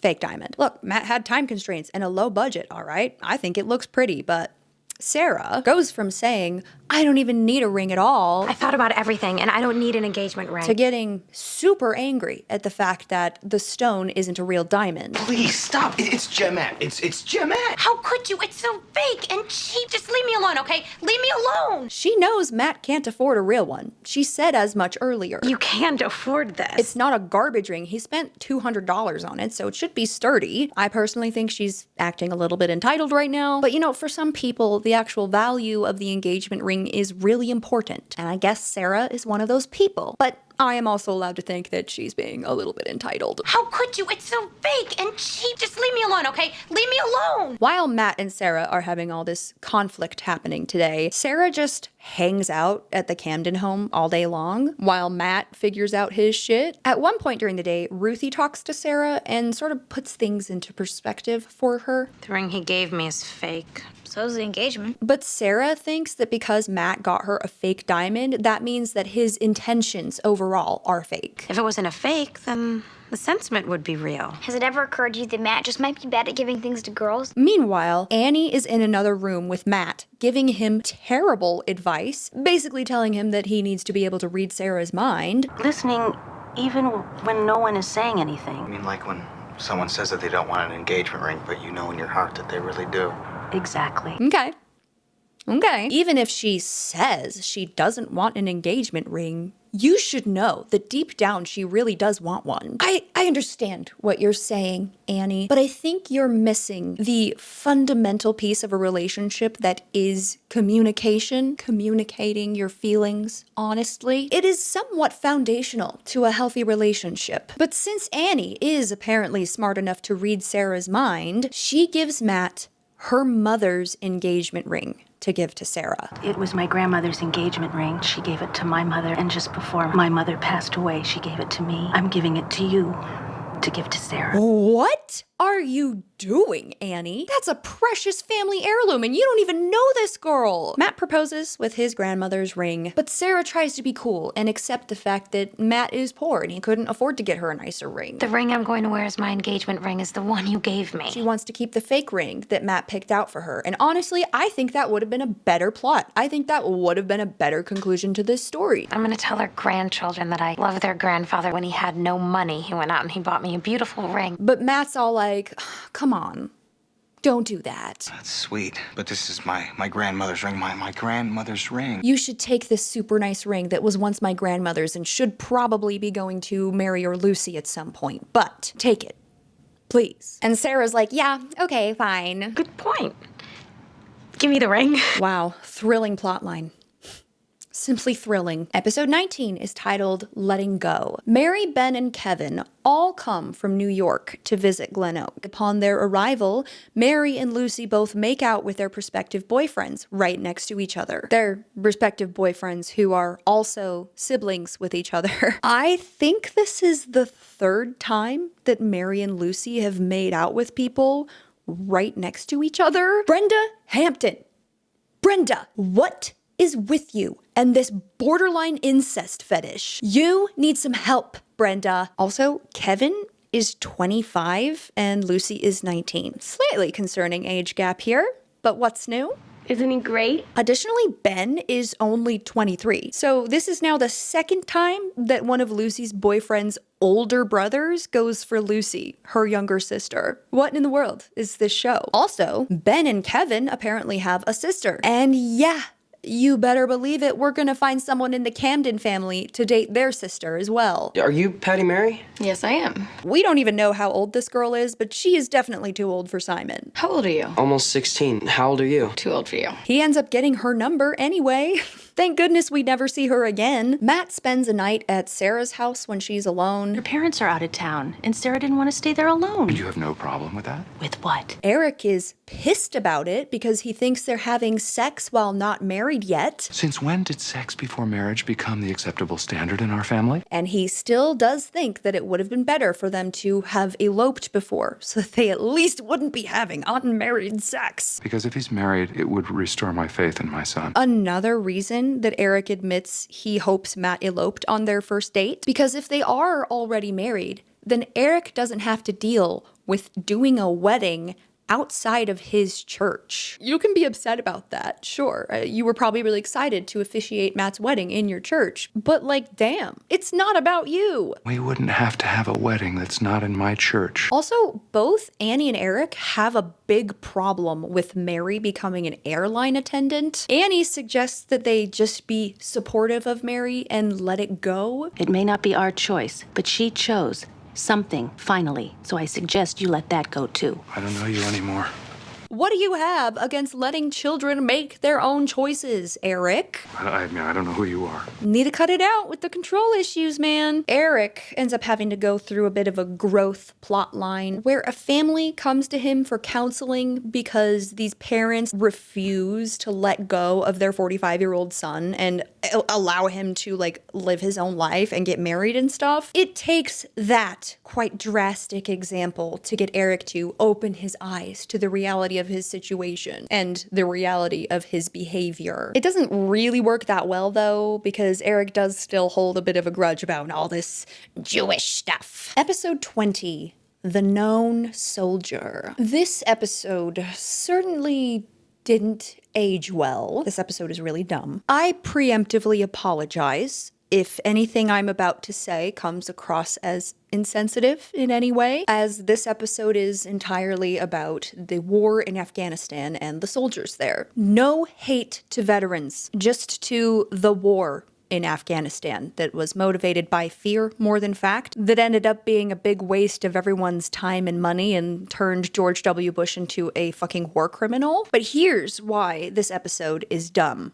Ruthie's class is doing a project about the recently started war in Afghanistan. One part of this project is recording some kind of performance video for the troops, and the other part of the project is every student becomes a pen pal with one of the soldiers in the war. The video part is the part that I think is really dumb. I will get to that later. I got just one laugh. So Ruthie has a pen pal named Dwight J. Morgan serving in Afghanistan. This guy was actually a real soldier, and this episode is dedicated to him. Ruthie sends him a big long letter about her family and her friends, and Ruthie's Marine friend responds with a letter of his own, telling Ruthie about his wife and kids and the things he does in the war and stuff. Not long after Ruthie receives this letter, she learns that her new friend Dwight J. Morgan has tragically passed away in a helicopter accident. This is very sad, and I'm glad they made this episode to honor him and all of that. But like,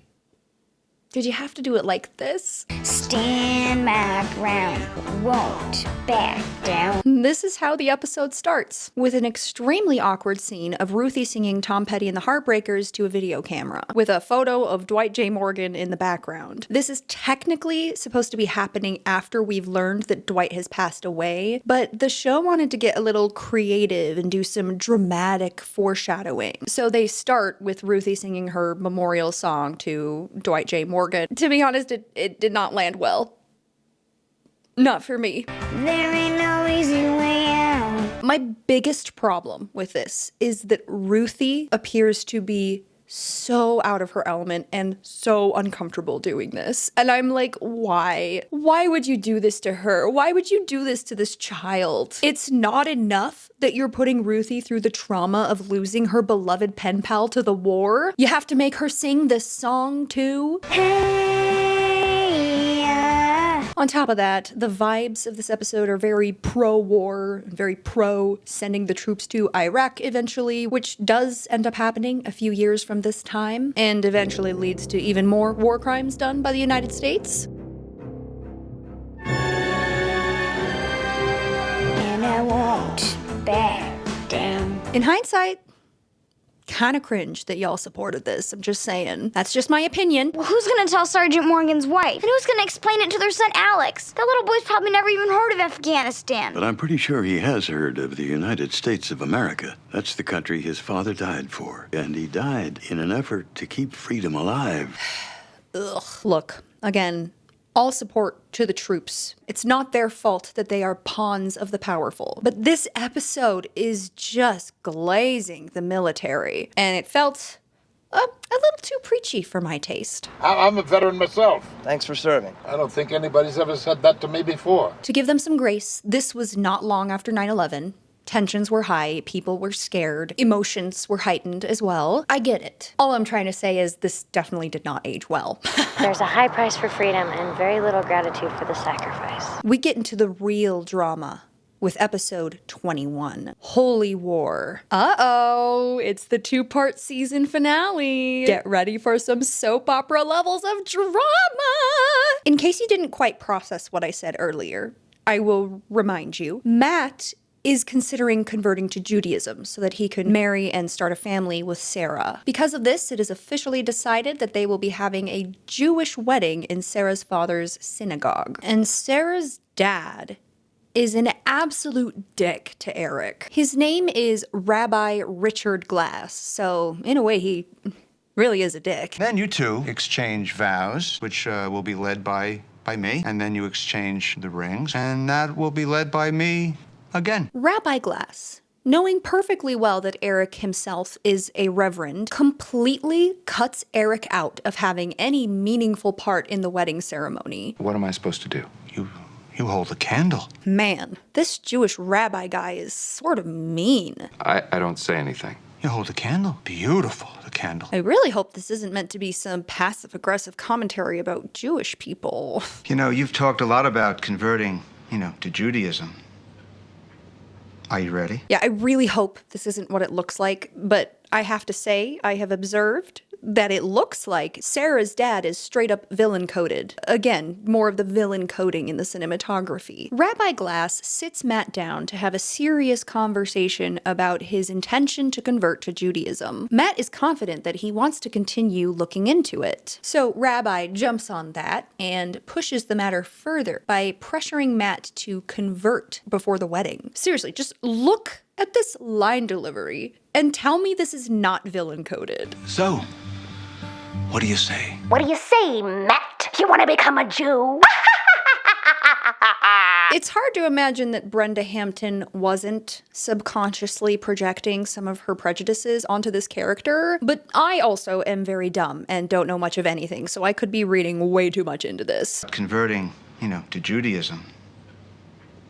Are you ready? Matt is clearly uncomfortable with this, but honestly, good on Rabbi Glass for making Matt stick to his word. I choose to look at this like he's testing Matt's integrity. If you really are ready to convert, why not do it tomorrow before the wedding ceremony? Matt feels like this is happening all way too quickly. I guess I just hadn't thought I could do it this quickly. Well, you can. And I personally find it very interesting how Matt is far more concerned with which made-up religion he chooses to believe in rather than the person he's gonna marry for the rest of his life. I know that church is important to a lot of people, and I'm not discounting that. It's especially important to share a religion with the person that you're going to marry, if religion is important to you, of course. But I promise you, as someone who was once deeply religious and committed to my religion, and as someone who was also married at one point, the person you choose to marry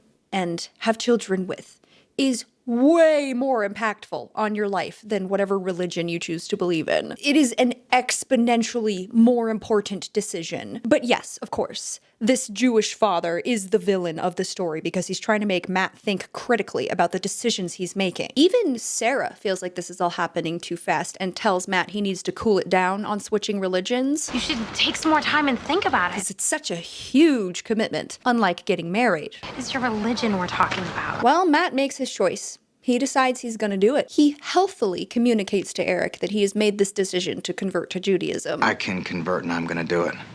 What? And that this conversion will be happening before the wedding. I better talk to Richard, minister to Rabbi. What? Matt sets a hard boundary with Eric, telling him in plain language that he is not to meddle in this situation at all. Dad, promise me you will not talk to Rabbi Glass about me converting. This is none of your business. Dad, please. And of course, Eric immediately violates the very clear boundary that Matt set by going and talking to Rabbi Glass. Reverend and Rabbi get into a ridiculous fight. Conversion shouldn't be the result of undue pressures. We would not be in this situation if your son did not pressure my daughter into an engagement. And end up deciding that the wedding is canceled because that is the authority of the fathers to decide. This wedding should not go forward. Oh, mazel tov, we finally agree on something. Matt and Sarah are told the wedding is canceled because their dads said so. So Matt goes up to Eric like, seriously? You can't do that. You can't call off my wedding and you can't stop me from converting. And Eric says this. Okay, live your life. Get married. Just don't convert. Again, with this crazy idea that religion is somehow more important than the person you're marrying. You can't make a decision as big as changing your faith this quickly. Both Eric and Rabbi Glass decide that they will not be attending the wedding because they don't approve of the marriage. Yay! We love controlling and manipulative parents. My favorite! Annie is hosting a rehearsal dinner for the wedding, but was unaware that Sarah's family consists of over 100 people who would be attending this dinner. Oh, and also the dinner needs to be kosher. And also, the dinner is tonight. And of course, Annie forgets about kosher again, somehow. The stupid part is, I didn't plan on kosher. What have I done? But it doesn't end up mattering because Sarah's family doesn't even show up to the rehearsal dinner. In fact, the only people who show up to the dinner are the Camden family, Doc and Jane Lynch, and a handful of background actors. Doc and Jane dance with each other while Annie stares daggers into the back of Eric's head. Matt and Sarah aren't even there, I don't think. Julie couldn't make it to the rehearsal dinner tonight because she's in labor. But I rented the pool hall and I've hired a kosher caterer and... Annie, I'm having the baby. Great! I don't think we see her in the next episode, so we must assume the labor goes well. Mary is suddenly acting weird toward Ben, ignoring his calls, sort of ignoring him in general, not inviting him to come to Matt's wedding. So Ben gets really worried that Mary wants to break up with him. Please, just Tell me what I did. I have to have done something. Her behavior is showing him that she wants to break up with him, so natural conclusion. Maybe I didn't call because our schedules just don't match up. Is it our schedules or us? I don't have time for this. Mary refuses to explain why she is acting this way and just continues to ignore Ben because, well, we need unnecessary drama. Ben calls Lucy, trying to figure out if maybe Lucy knows why Mary would be ignoring him. Maybe there's a reason she's upset with him or something. Lucy then projects her own feelings about Kevin being unable to travel to Glen Oak for Matt's wedding onto this situation. Maybe she's waiting for you to take some action that will prove to her that you're willing to be with her no matter what. And because of this conversation with Lucy, Ben somehow gets it in his mind that Mary wants him to propose to her. He makes it up in his head that Mary is upset because he's not committed enough to her and concludes that the proper course of action is to go to the airport to find Mary before she leaves on a plane and propose to her in front of a bunch of people. I wanted to give you something. It's my high school ring. I didn't have time to get you a real engagement ring. Mary Camden, will you marry me? She ditches you and ignores you and you want to propose to her? No! When Mary just stares at Ben in silence, not answering his question, Ben says this. I think this is the part where you say, yes, Ben, I love you too. I will marry you. Wow, how awkward, dude. Mary says no, because it's only been one episode since she was absolutely obsessed and head over heels for this guy, so obviously she's gonna say no. The most predictable thing about Mary is that she is extremely unpredictable. End it, for the love of God, please. Well, after the plane takes off, everyone is asking Mary why she rejected Ben. This perfect, tall, firefighter hunk boy with spiky hair. I mean, who could say no to that? I know you love Ben. You said no when he asked you to marry him. I'm sorry, did you want apple juice or orange juice? I want to know why you said no. She said no because she's really concerned that to get married to Ben would mean she has to give up her life. Maybe I don't want to give anything up. Maybe I want to keep everything I have. I'm not sure how that's the conclusion that she came to. I mean, if you're both a good fit and you can support each other and like do life together, you don't have to give up your life to get married. To have a kid? That's a different story. But you don't have to give up your life to get married. Also, why are you talking about getting married? You've been dating for 2 weeks. Sometimes when you love a man, you have to give up something to keep him. Lucy that day ends up going to the airport to pick up her grandparents as they're coming in for Matt's wedding. But their flight ends up getting canceled. So in the end, there's really no reason for her to be at the airport at all. But while there, she runs into a random handsome stranger who hits on her immediately upon seeing her. She invites him to go to the wedding with her. She's mad at Kevin for not being able to come, so she invites some other random stranger to go with her out of spite. How exciting. And here it is, episode 22, the season finale, part 2 of Holy War. I think the opening scene of this episode perfectly encapsulates my feelings on this one. If I can eat mayonnaise and white bread, anything is possible. So that's how I feel about this episode. I'm not really sure what happened to Robbie's girlfriend, Joy. It's been a few episodes since we've seen her. Robbie mentioned previously that she's been like recording music in the studio or something. I guess that's what she's doing. But we do get a nice glimpse of Joy's essence. Robbie has a poster of Joy on the wall. And to be more specific, the wall of the garage loft room where Ruthie is now forcing him to live for some weird petty reason that I don't really understand or even care about. Ben and Kevin both come into town to surprise their women. Kevin has decided in a heroic act of love that he will be moving from New York to Glen Oak so he can be with Lucy. The boys show up at the house unannounced and get kicked out by Mary and Lucy. They're happy to see their guys, at least, even though they kicked them out immediately. Lucy cancels on Doug, the random guy she met at the airport. Thank God. I don't know why they included that weird scene in the first place, other than for a pointless cliffhanger drama that we're just supposed to forgive and forget. Ben and Kevin then show up at Matt's wedding where they corner corner Mary and Lucy to talk to them. Mary and Ben talk about how neither of them actually want to get married right now. I am not ready to get married. I'm not ready either. Why did you ask? Because I don't want to lose you. And it's revealed to us that Mary's true problem with marrying Ben or even dating Ben is very similar to Danielle's dilemma with Henry in Ever After. A bird may love a fish, signore, but where would they live?